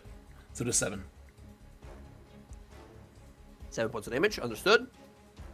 All right, now the second attack for the Nick. Nick, yep. This one is with advantage, so 19. Because of advantage, 19 hits. 4 points of damage. And bonus action. Bam. Bonus action. Punch! Ooh, damn. 8 is going to miss. Yep. These are well-fortified armors, right? The 18 that you hit there, you're like, damn, if I struck it any weaker than this, I would not have been able to punch through its defenses. These are like suits of, like, kind of rusted away, but still plate armors. Okay. That's Karnak. Very good. Oh, these things are Karnak, tough. that is... Kiara, hearing that, it's your turn. Yeah, I mean, is the door open that she can see through here? Yeah. The problem is there's nothing in her line of sight, so you can't go in there. If I stand in this doorway, would I be blocking Rodri? It's a a wide enough doorway. I don't think so. There's enough space to pass. Okay. She sees this one in the corner looking kind of rough. She's gonna cast a spell. She's gonna cast Dissonant Whispers. Ooh. Okay. I need you. Now you, Jen, wonderful, amazing, great person. We She love doesn't know D&D what these together. things are. But She doesn't you know what these don't know are. what these are. Maybe Kiara would, right? You can give me a quick history or arcana check looking at these as you're about to cast your spell. 13. Okay, 13 is good enough here. You go to, like, Dissonant Whispers, get this thing to move away, invade its mind, and then you pause, like, wait, no, it won't work. It doesn't have a mind. This is like a pseudo. There's no person inside here. It's probably immune to psychic damage. All right, then she's gonna hit him with a Starry Wisp, but she doesn't have anything. Sorry to else. ruin your plans here, but yes, Yeah. Kiara would know to, like, no, they're mindless. I can't attack their mind. Yeah, she'll use Starry Wisp. That's all she has, and then because everyone else. Okay. We're doing okay for now. Cleo took a little bit of damage. Now, that's a hit, but I gotta ask you to roll again, because you're attacking a range attack in melee, so it's a disadvantage. 18 is the AC. That hits for 3 points of damage. Nice. It doesn't kill, but it does Yeah. hit. And then Very nice.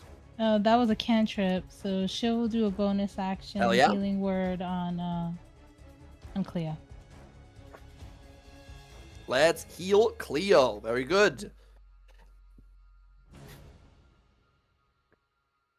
Nice. 8 points of healing for Cleo. Back to full. Perfect amount. And Kiara, you Yep. move away. Oh, I don't think I can actually. Now that I think about it, I don't think I can. Oh, out of movement? Oh wait. It says 25. Okay, yeah, I still can. I can just move one. I'll just move one. It'll take an opportunity attack against you as you try to move away. Okay, then she'll stay there. You are around the wall, so you would have half cover from it. Oh, you would okay, have plus then, 2 yeah. to AC. Okay, she'll move back. It tries. 7. Fails. Punches the side of the wall. All good. Okay, next up, Air. We go to you. We'll take a quick look. I'm gonna see how things are going. I'm gonna see where Cleo's at. I'm going Really not too to. bad. Yeah, but I made her a promise, so I'm gonna point at the one behind her. I am going to invoke authority, and I'm going to use compel the weak. Incredible. What is this that you do? So similar to Channel Divinity, it's basically what that is. I am going to use Compel the Weak as an action. You target a creature within 30 feet of you. The target must make a Wisdom save. On a failure, Okay. the target must attack their closest ally. If the target has a strength score that's lower than mine, they make the save with disadvantage. Gotcha. Understood. That will Let's be a see here. DC 13 Wisdom save. DC 13 Wisdom save. Now, can you click the abilities so I can see here? It does say that they like attack, but they have no one to attack unless it also lets them move towards an ally or something like that. Compel the weak. The target must make a wisdom save. On a failure, the target must attack its closest ally. What? What does that mean? You know what I mean? Like, it doesn't specify if it's like a reaction or on its next turn or anything like that. I'm assuming once again, this is on its next turn or something. It doesn't specify. There's no such ability. Such ability doesn't like exist elsewhere in D&D. Usually these are like you command the guy and he does it as a reaction, so which would be like a better command spell here, right? But even then, since there is no official ruling for it here, right? Honestly, it just says it attacks its closest ally. we're gonna say as a reaction, they attack their closest ally to sort of streamline it, the closest thing we have to something that already exists in D&D. That said, they don't have a close ally they can just hack within 5 feet, within their reach. Well, if we change up that ruling on it, then can I just pull that back? Yeah, of course. Okay. Once again, That makes- this is like a draft version, like an early version of the class, right? So a lot of the stuff is a little like Well, this, because so so what's unfinished. funny is going into and like looking at that second version, they don't even have this. They're just like, nope, that doesn't even exist Yeah. anymore. So it's like, oh, They reworked okay. it. Like I was like, well, that's boring. That was kind of a cool one. All right, then we won't do that, and instead, we will switch it up, and we will actually just straight up use the command spell. Same thing, but I will tell it to approach me. Understood. Very well. Wisdom save. 0. It fails. The creature is... oh my god, and it has Booming Blade on it as well. As you command it to approach you. Incredible. Very good, very good. That is your action. Anything else? No, that will be it, because that was a spell. And, well, bonus action, I'm going to put Interdiction on this guy. Interdiction on this. Very good. Awesome. Very solid turn from Air there. I believe that's your turn. That's next one up. We go to Rodri. Take it away, Wizard. Rodri will just look at the person attacking Cleo. Oh, that's weird. Why didn't it? Yes, being that guy. And I still only have one decent attack cantrip, so Firebolt. I think I missed. Ooh. 8 is going to miss, unfortunately. That's my turn for now. All right. You're warming up. But we all need some warming up. But Rodri, that said, top of initiative. Kalis. I lied. Kalis, you hear to the south here as you're like, okay, we got this under control. Vroom. You all look down to this door right underneath Air here. Vroom, vroom. Something banging on the door from the other side. Clawing sound on the other side of the door. Growling and gurgling sounds. And then the door flies open. I don't know how many of you guys can see down that corridor. As you look down... Yeah. As you look down, you see a long corridor with about 5 individuals, somewhat well-preserved human zombies in tattered robes. All robes that they wear here are very similar to the one that Air has on. They all scan across the room, but those of you with passive perception of 13 or better that can see them looking into the room, notice that they look across the room and look at every single one of you guys around except for Air, and begin to move into the room, almost going past her, as if ignoring her. As unfortunately, this group of 5 zombies joins the initiative on 6 dead last. Nothing changes. Kalis, take it away. We just got a lot Okay. more stuff. I've got zombie protection. I'm going to come in here, and I think I'm going to swing at this one that sticks to Karnak. Let's ahead. hit with a Booming Blade. Here we go. Rook will give me help. I should have mentioned that. So Understood? 18. I think that just barely hits. 18 is good enough. 16 points of damage, barely alive. Okay, I'll try to kill it with my dagger neck attack. Here we go. 25, but you can ignore the, you know what I'm talking about. -4 to that. Alive with a really single gosh. hit point. Oh my gosh. You hate to see it. Barely alive. It hits the wall and slides down, and then brings itself back up. Brutal. All right. Good try. Sorry, I'm snacking. I'm sorry if I made it sound a little more Brutal, casual than it should be. It's still really rough. And yeah, and then I'll just how much movement did I use? Yeah, I'll come back here with my movement. I can come back literally where I was at, and then I think I will bonus action You can attempt to hide. hide. You can. Hide, Yeah, yes, absolutely. Go good. right ahead. There is dim light in this chamber. You're wearing a lantern, so unfortunately, no advantage. 16. 16, you think is good enough. They lose track of you wherever you are. You have to kind of duck into the coals, but it works. Okay, awesome. That's me. Amazing. Next one up, Cleo. Your turn.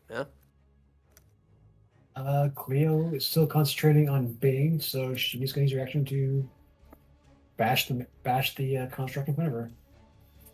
Let's do it. 19. 19 hits. That's 6 bludgeoning. Nice. 6 bludgeoning kills this one exactly. Bam! The helmet fully flies off the body and lands there as the rest of the suit just falls to the ground. All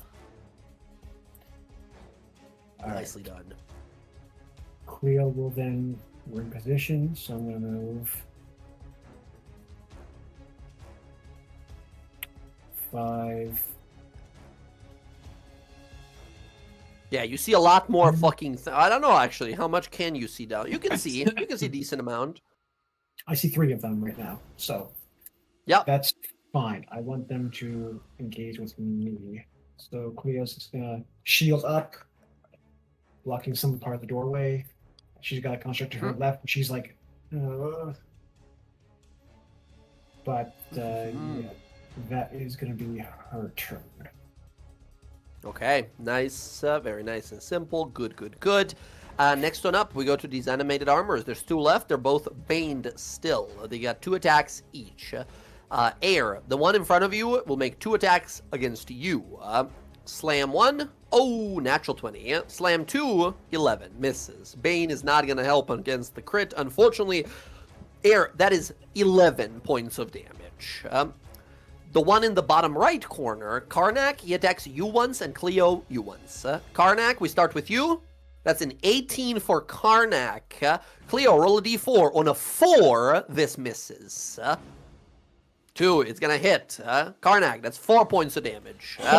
And then Cleo, 23. No matter, even with Bane, that's going to hit no matter what for 7 points of damage.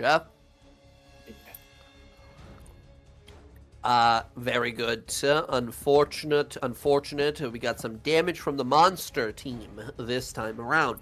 Karnak, we go to you. Cleo, give me concentration. DC 10. Karnak, go ahead. Alright, Karnak is going to go into a rage. I'll use my inspiration to reroll that. There you go. Gotcha. Success. Alright, Karnak, rage. Once it gets hit, it's like, Karnak, you feel that hot burst of pain against the side of your jaw and chin, and as that sting of pain goes on through, you feel it, the rage, the anger building up, finally something landing a proper hit on you, as the suit of armor just stands there in front of you. Yeah, he's happy about it. Blam! This thing is fucking gone. It hits you. You fully rip it in pieces. Just armor flying and everywhere. It's like boots, sabatons landing nearby. The armored gauntlet flying off. Dead. Destroyed. Oh, I need the arrow. He's gonna move over here and get some help from the sprite. Karnak, you see more dudes in that hallway. Oh, yeah, just he saw slowly, already. just sort of moving towards you.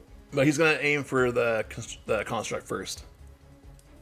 Let's do it. Sprite. Oh no, that construct. Okay, let's do it. Your sprite can give you advantage on this one. I already have it. Oh no, I don't. Yeah, I do now. Yeah, I get it. Sorry. Nice, nice. Look at that. With rage, that's 8 points of damage. No modifier, no problem. And I use my nice. bonus action to go into rage. I'm So gonna do. Hold on, let me see here. You hit it. I need a little bit of health. You want to activate your Yeah. interdiction. Or a baleful interdict. Nice. Activating your shadow mark you placed on it, you do additional 10 points of damage to it, and you heal yourself for those 2 points. Kabam! As you slash across at Karnak, you see a necrotic wound appear. Very cool. Nice. Rage was a bonus action. Karnak, that's your turn. Yep. All right.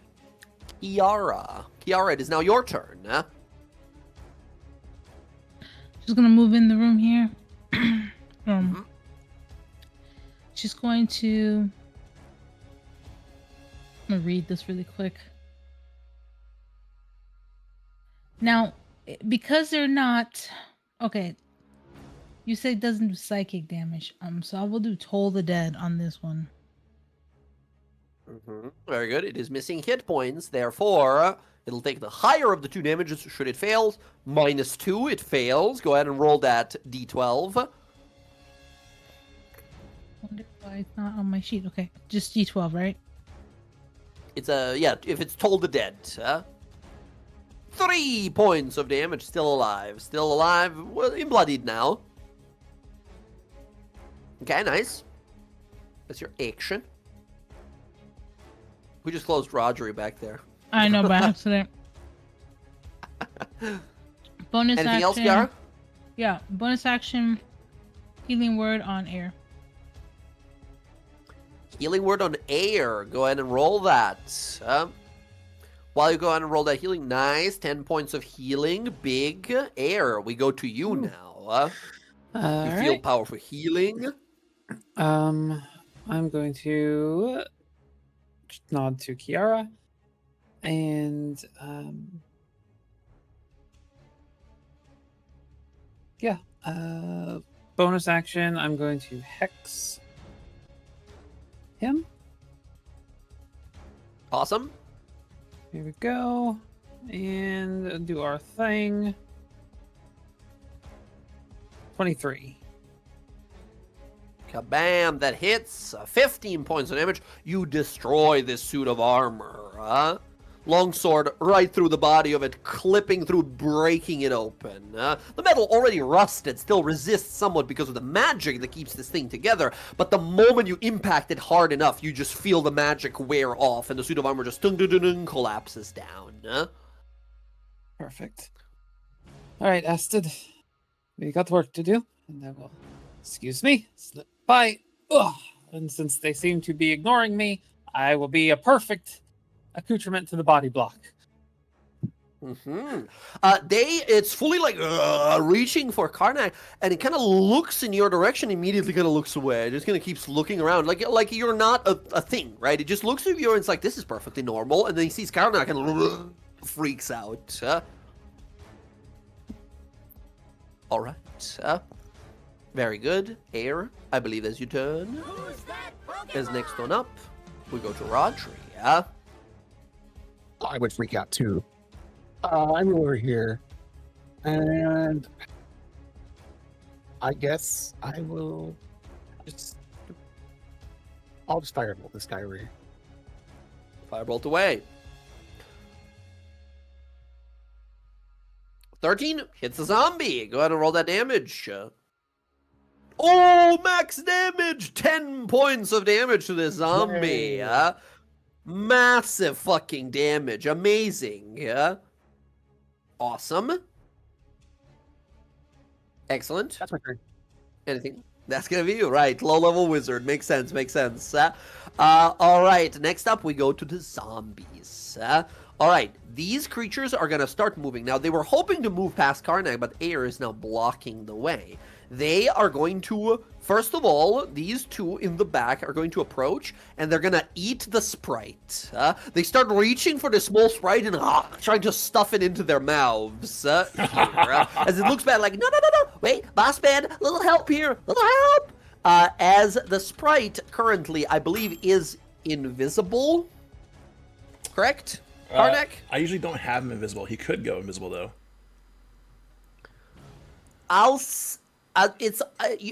Let's leave it to luck, because I don't want to make a decision here on the, just call it. Even or odds, if you get it, it is currently invisible, helping out and stuff.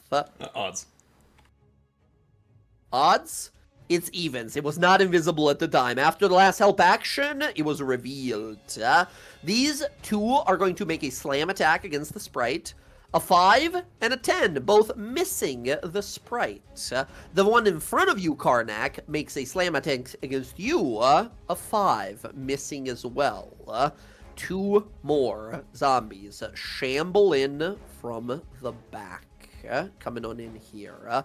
One takes a dash action and is now stuffed in this hallway. They cannot move any further. That is all of them. Kalis, we go to you. You are hidden. Yeah, I mean, I don't have much that I can do while hidden. Well, I can't even get in there if I wanted to, really. That's the thing. So I do have a short You bow, could. right? Technically, you could walk into your friend's space, stab, and then move backwards, right? But Okay. opportunity attacks. Oh, good point. Yeah, then I think I'm just going to take out my bow. No, you're do I a even swashbuckler. Attacking, you're good. Right, you just have to attack I two have to different attack creatures, two right? people, yeah. So I could do that. You could. Or I could just Technically, you do could. regular rogue shit.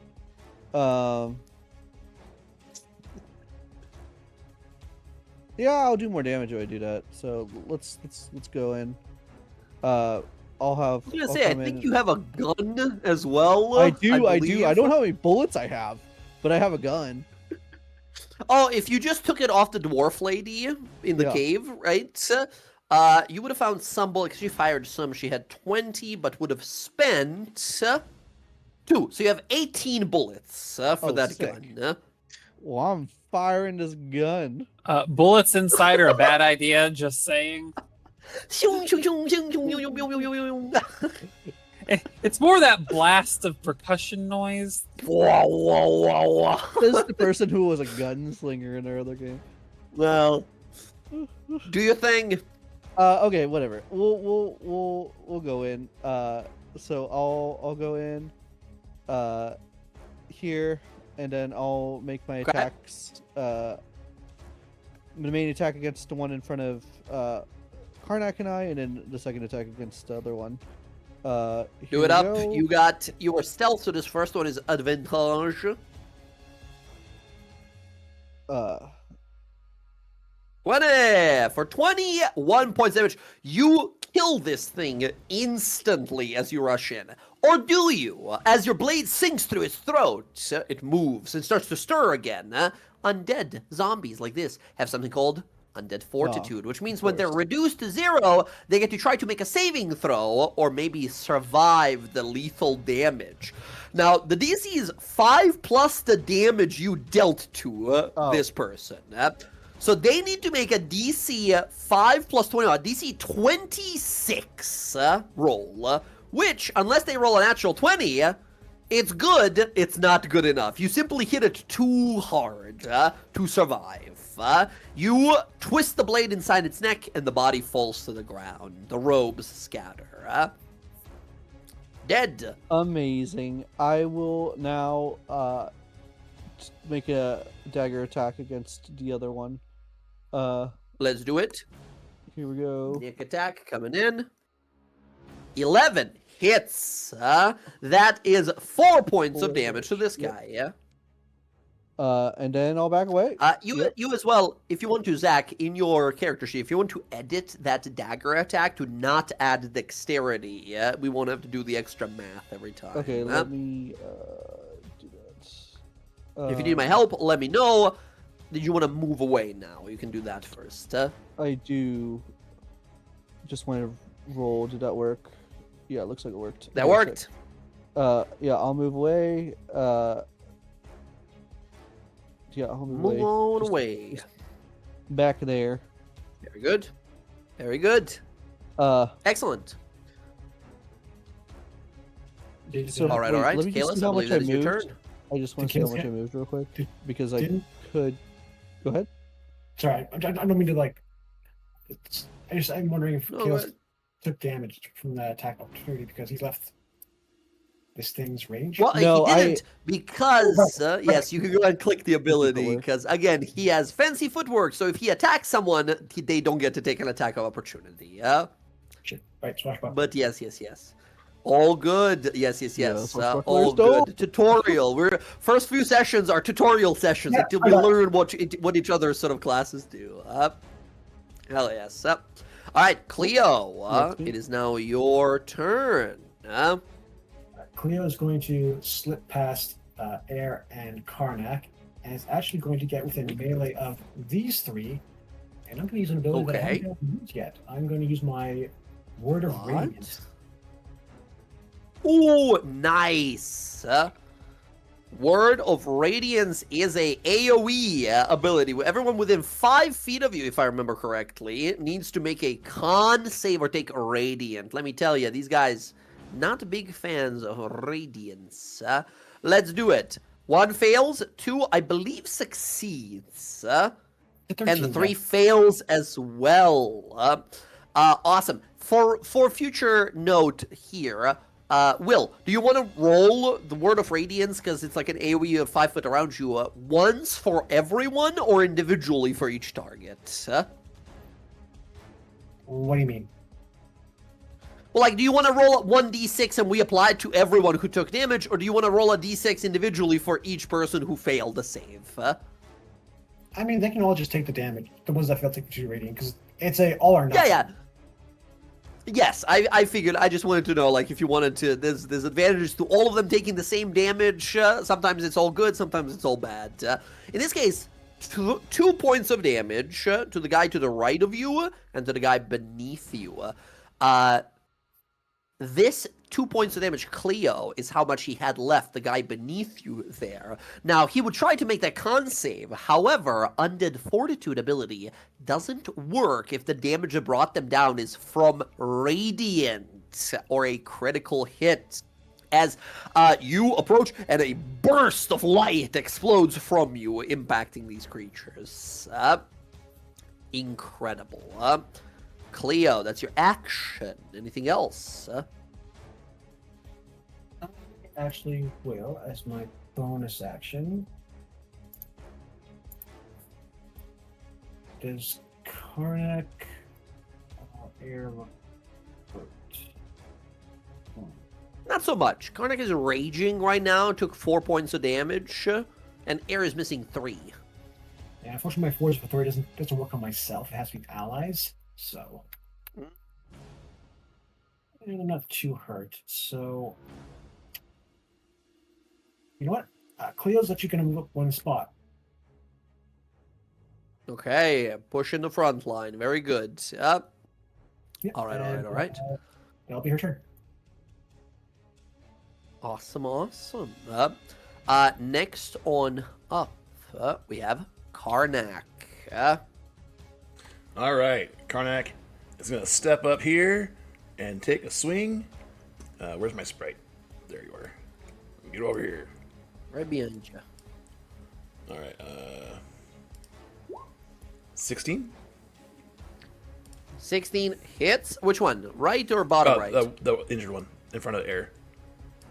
12 points damage. That would kill it. The creature needs to make a save. The DC is 5 plus 12, so 17. DC 17 con save. 7. It fails. It is slain. The zombie, you dig your axe into the side of its neck, and it's still moving. The head is like dangling sideways by a sliver of bone and skin. And you have to sort of twist and twist and twist until the head pops off. Okay, and then Karnak will just kind of move through everybody to dive over him to get to here. And take a swing at this one with a Go right second ahead. attack.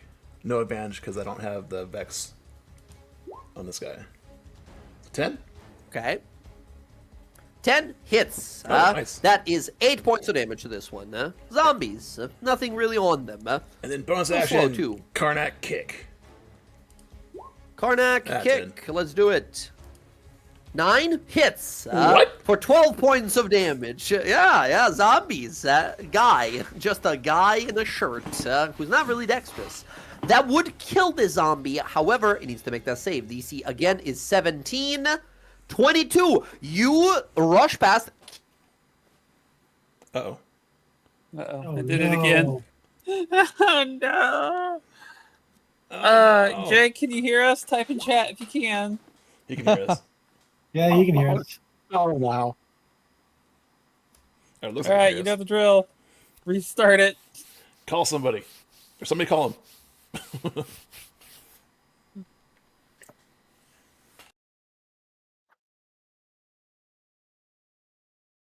Like your sacrifice of the Discord gods.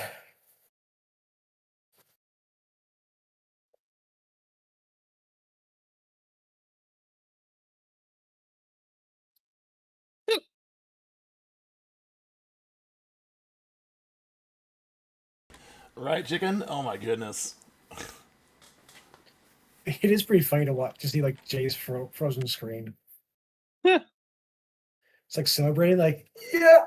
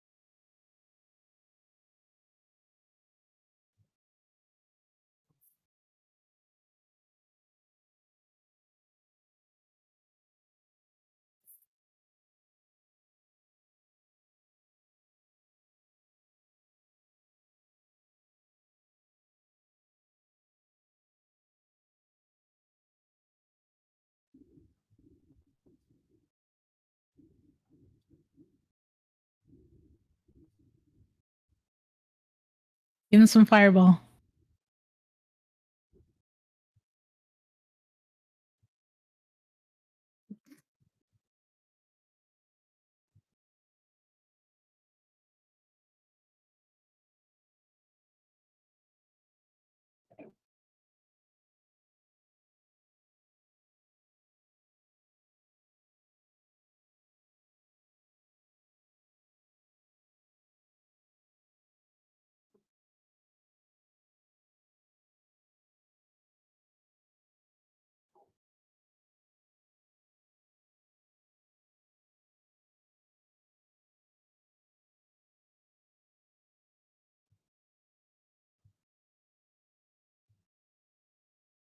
Yeah, we're working on it, folks. We're working on it. Yeah, Subat in chat.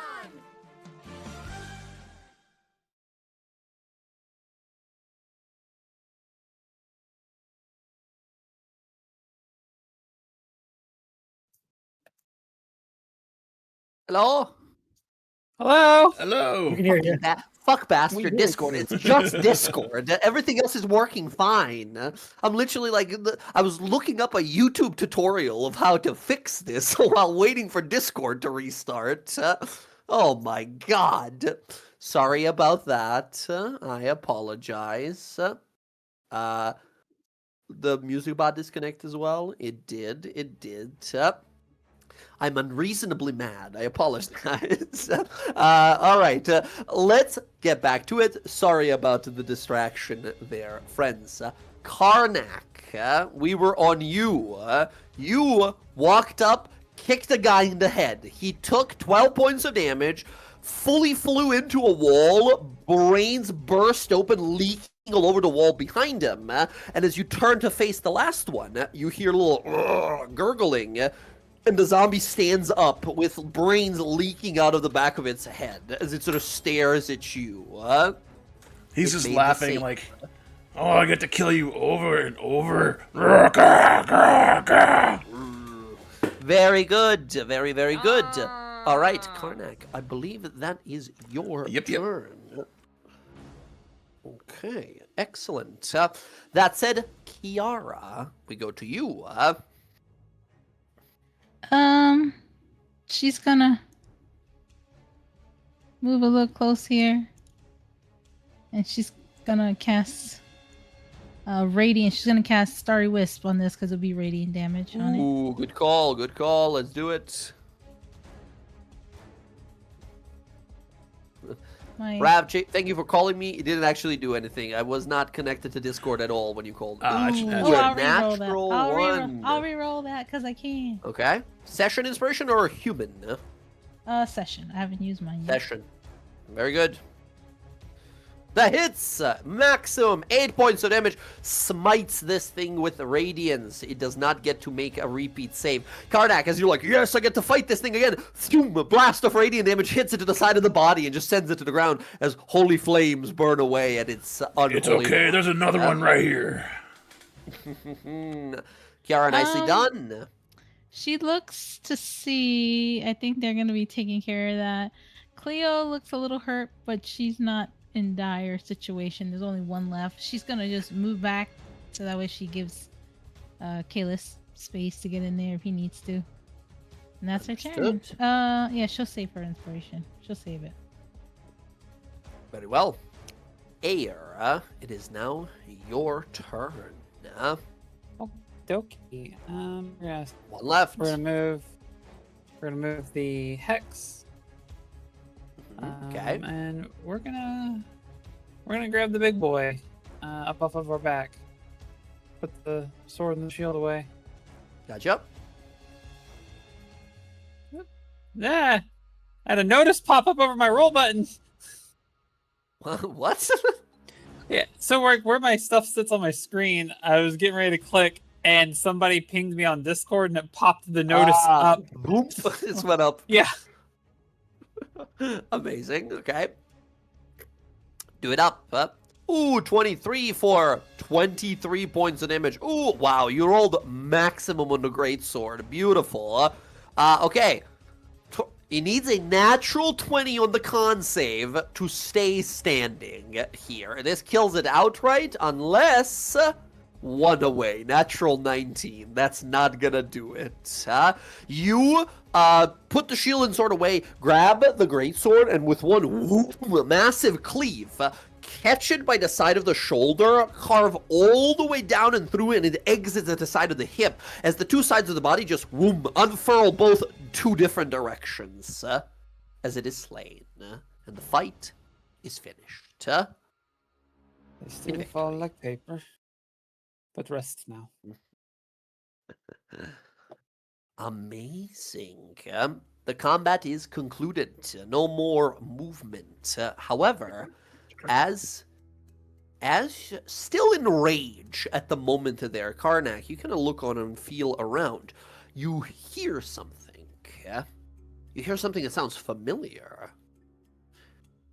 From the door to your immediate right there, you don't see the face. You don't know who might be behind this door, but there certainly is someone.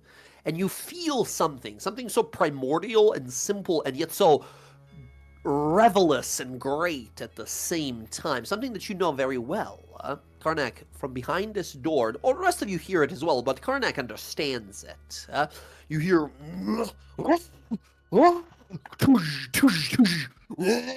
Something Oh, is yes. raging behind this door, and you feel as you are fighting here, you kind of look over and you feel the door slammed into by something, Okay. and you feel it like bounce off the door and go flying back. But then like grunts of confusion, then again. Just roars of rage, continuous, non-stop. Can Karnak respond in kind by bashing the door in? Yeah, you looking at it real fast here. Looking at this, you see this door here has a large red X painted across the stone door before you. This violent banging and the sound of heavy objects being tossed around emanates from the chamber here. It looks like there's a big red cross, a red X put over it, and it looks like it's been like reinforced. Karnak is raging and he's dumb. I'm sorry. I'm going to say you probably shouldn't do that. He's already moving. Karnak, you can give me an athletics roll to see if you can break this door down. You have advantage Sweet. because you are raging here. You punch or kick this door down. As the rest of you moving over like, what the fuck? Karnak, the door flies open and you see the following in there. As you open the door, as you blast open the door to this debris-filled room, a humanoid creature made of pieces of stitched together flesh looks and then charges over towards you immediately. This monstrous body is covered in wounds and broken pieces of bone that stick through its skin at odd angles. As inside you see this guy, 10, like 9'11", like massive, monstrous, undead creature. And this room looks trashed. This room looks like it's been trashed 1,000 times over. As it charges towards you. Karnak, this creature is mad and lost of mind, and it just charges to attack, punch, slam immediately. Do you try to subdue it, which would be a risky attempt to overpower it, or do you just draw your weapons and get ready to fight this thing? Do you attempt to quell its rage, or do you attempt to match it? We're going to attempt to match it by overpowering him by subduing him. Get him down on the ground. Okay, well, all right. You can give me an athletics roll to see if you can. This creature is monstrously strong. 21 is pretty nice, but is it as nice as 11? It is. Karnak, you rush forward. This big creature grabs you by the shoulders, and you, in your powerful barbarian might, you feel small for a second before this thing. But size is not everything in a fight.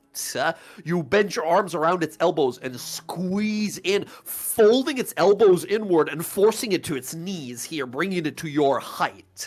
As you, what do you do with it? Do you like throw it against the wall or throw it to the ground? Like, what do you do with it? Yeah, I think he throws it against the wall and be like, just growl at him. Slams up here. Like, you can't best it me. It slams into the wall. It falls to the ground, and you see that like look of rage on its face kind of fades for a moment, and just kind of looks confused.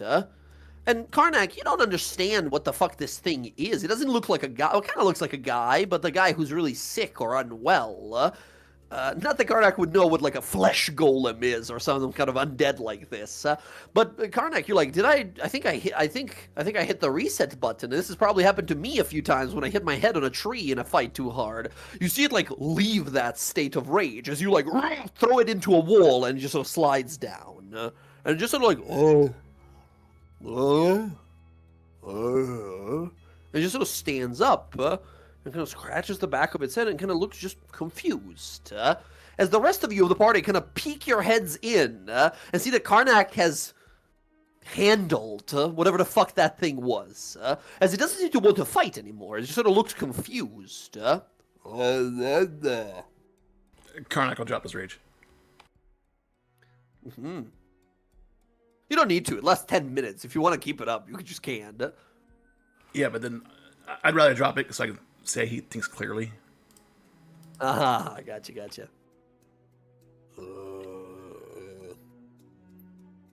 She sort of stares at you.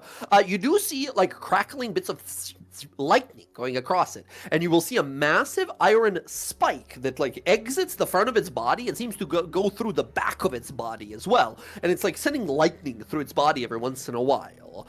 If you pay really close attention, Karnak and the rest of you who glance on inside, you will see that the lightning that goes across it seems to hold the stitchings of the flesh together. Like the flesh begins to slowly sloth away, and the lightning zaps and it kind of tightens, holding it together again.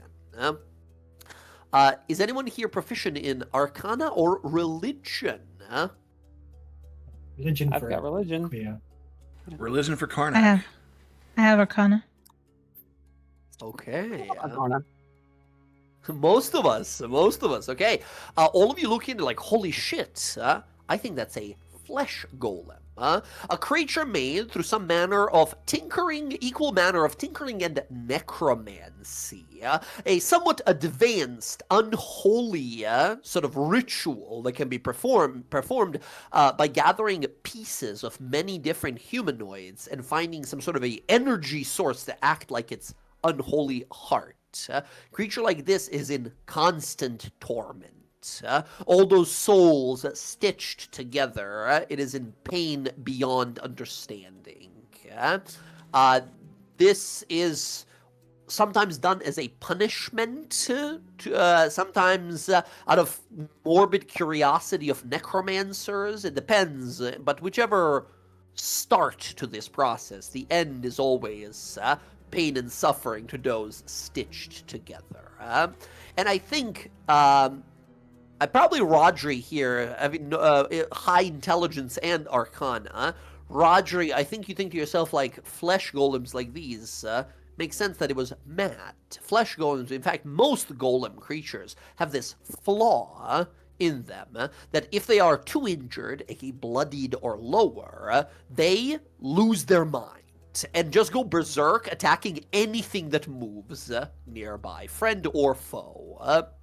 Rodri, knowing, or all of you really, knowing that this was some sort of an old ruin from a floating mage city that was destroyed here 1,000 plus years ago, I think you guys are gonna think to yourself, damn, was this guy stuck in a rage in this room for like 900 years or more, possibly? That's a brutal existence. And now he just sort of looks confused, kind of scratching its head, looking around to Karnak. Oh, should we pull that thing out of it? It needs to be put out of its misery. So yes. All right then. And Karnak's gonna put his hand on the flesh golem, grab the spike thing. Wait, before you pull.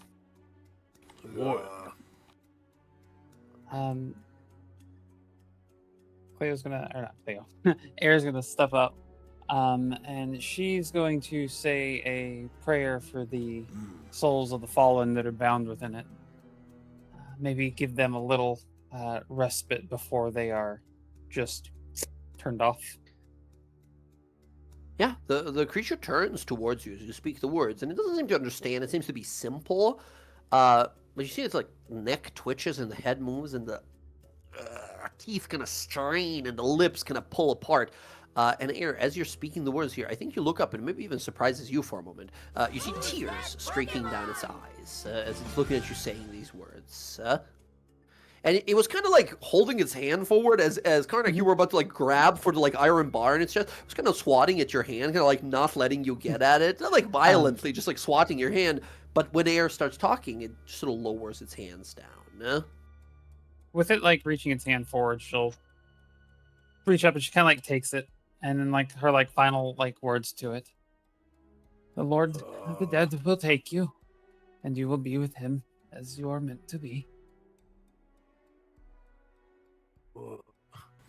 So stares at you confused. Karnak As put his hand Karnak, you can give me on an his athletics shoulder roll. and athletics. Yeah, it's lodged in there, and the lightning is making it like hard to hold on to. It's like sending your muscles into like spasm and shock every few seconds. Not raging right now, so it's only 18. 18, it's good enough. As if Excalibur from stone, you pull, and you guys hear this horrifying sucking sound and then flesh ripping sound. As this thing, by the way, goes in, but it's not just going out. It's like a cross thing inside of its body. So when you pull, it opens its chest up like a flower, as the ribcage like breaks open. The creature doesn't roar or scream in pain. It just sort of holding his hand, kind of looking at you, and kind of looks to Karnak and the two of you that are here, and you hear it go, and then the rod comes out of its body. As you see the light fade, the lightning disappears, and a stitched together monstrosity kept together by magic of this lightning rod alone. You hear all these stitchings that fall apart, and this creature that held a humanoid form in a matter of seconds falls into a pile of flesh, of rotting stink on the ground. If I'm ever part of a flesh golem, please do that to me. Hey, Rodri, what is this? That's funny because Roger steps in to examine the spike and where the power is coming from in the room. Oh, let me take a look at that. Yeah. Rodri, inspecting it, you can give me another Arcana roll, because I don't think you have your Identify quite yet, your Pearl.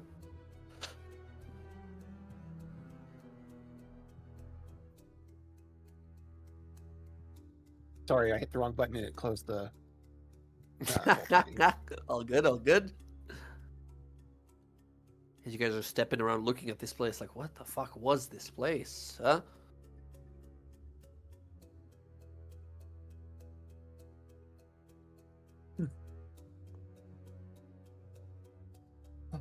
Did it cut out? Oh, no, Hello? I'm just taking my time getting here. He's loading back in. DM. Yeah. While everyone is inspecting the undead creature, Cleo is collecting the lab coats off of the undead and is surreptitiously casting mend on them because she clocked that they were avoiding air. She's like, It seems that using your mend, you will be able to restore some of them. Some of them are beyond restoration. Some of them are like fall into dust and ruin. But with your mending spell, you're able to repair 2 of these lab coats. Cleo says, hands one of the cloaks to Kiara. Here, Kiara.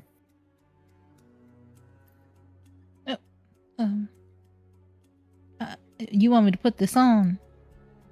Well, unless you want the undead to attack you, I figured might as well keep you safe. Oh, thank you. She looks at it. Does it look fashionable at all? Not really. It's like a gold. Well, I mean, it's looking nice. It's not bad looking. It's like a lab coat, though. It's built like a lab coat. It's sort of like gold with long, like red lines across it. She'll leave it open, but then she'll like tie it so it's like a crop top. Sure. She'll wear the coat. Thanks.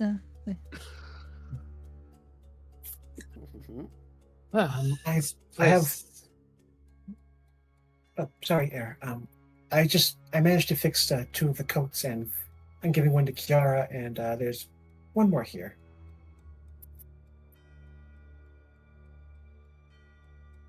I would like it if it's available. I was thinking about giving it to you, Rodri, as you and Kiara are the more, what's the term? Squishier of the group?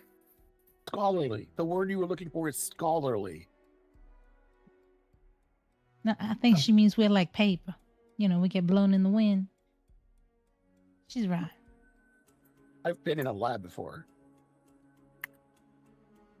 Yeah, Cleo walks over to Rodri and gives him the cloak, the lab coat. Thank you. Of course. Inspecting this item, Rodri. Oh, sorry. Go ahead. Cleo is also going to take out her healer's kit again and is going to mend herself. Very good. So I'll roll a D8. Watch, no, mine's different. Mine's a D. No, mine's a D8. D8 plus 2. Ooh, okay, it's 4. Okay. That's okay. Inspecting. There we go. You can roll that up.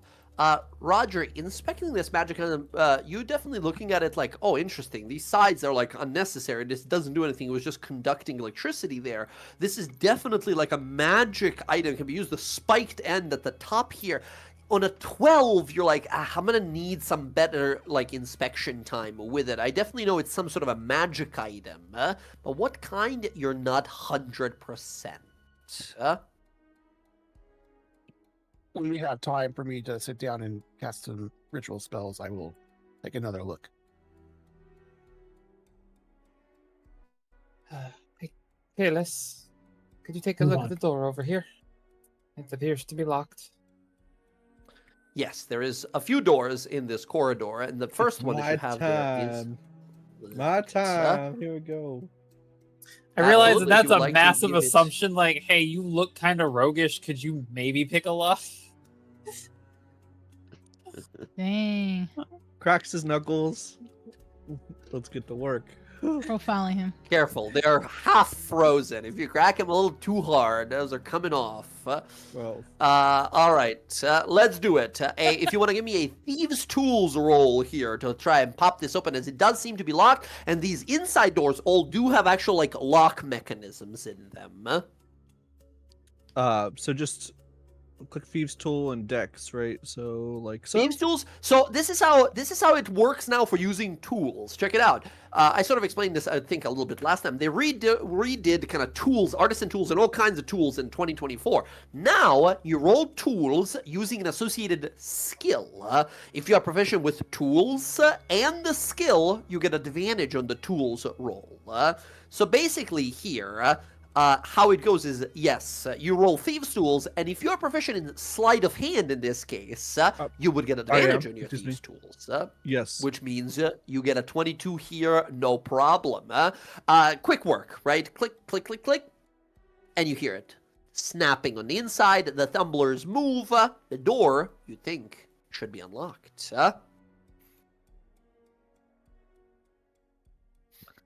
Go for it.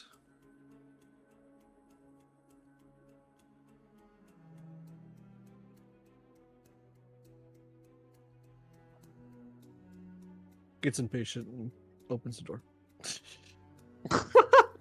Are you waiting for them to go for it? Gotcha. Oh, it sound cut all right. out for me again. Sorry. Oh, I don't know which go. Okay. Yeah. You look inside of here as you pop the door open. This room, large room, has broken blades, cracked hammers, frost-rotted spears, and other sort of ruined weapons that are sort of spread out across the floor, fallen from empty iron racks that line the walls here. Air, I got bad news. As you step into the chamber there, you guys hear something again, much like last time. And again, you immediately, Cleo, has this like shiver down your spine as you guys watch the pile begin to stir and shift and move. And you watch shing, shing, shing, shing, shing, shing, shing, flying up from the pile, held by no visible force or presence, about 10 or so flying animated swords all fly on up, point themselves towards air, and rush towards her. Air, I need you to make a dex save to make it out. If you're planning to like leap out of the room, otherwise you can just get your spear and weapon out. My thought was jump out of the Chill. room and shut the door. You can give me a dex save. Your DC is 15. If you fail, you are not to the door before we need to roll initiative. I'm gonna reroll that. Okay. Nope.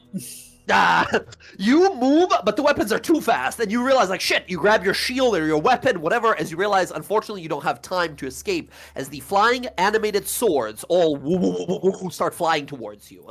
I need everyone, again, to please roll initiative. We're going to roll initiative and leave it here for next session. Gentle reminder, I will not be here next Sunday. Oh, Understood. shit. That's right. Neither will I next Sunday. I have been asked to do something. Okay, sure. We might skip, depending on how everyone is feeling then, but we still will have 4 players around if we still really feel like playing. I'm fine either way. All right. Initiatives. Oh yes, these creatures do have advantage on initiative. 13.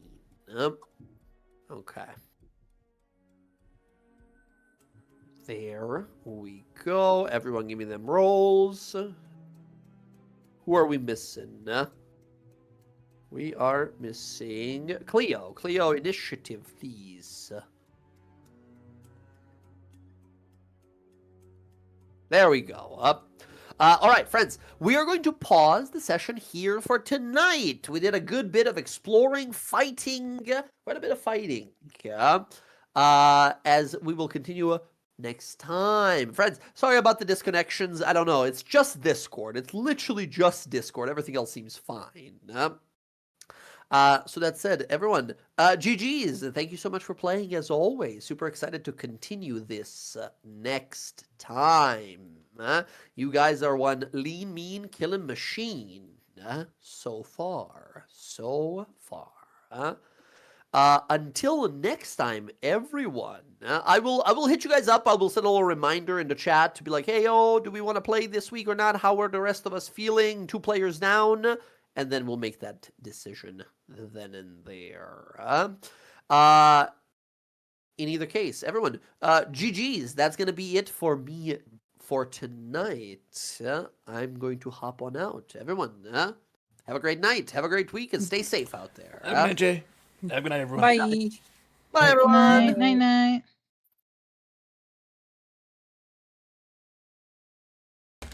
Okay, everyone, that was our Graying Wildlands campaign, session 4. Looking forward to next time we play. We're going to miss 2 players next week, so we'll see if we play with 4, which I think might be able to do, but we'll find out. Anyways, thanks for hanging out. Super appreciate it. I know Omar already left, but thanks for the raid and the follow. Certainly appreciate it. Let's see, is anybody on?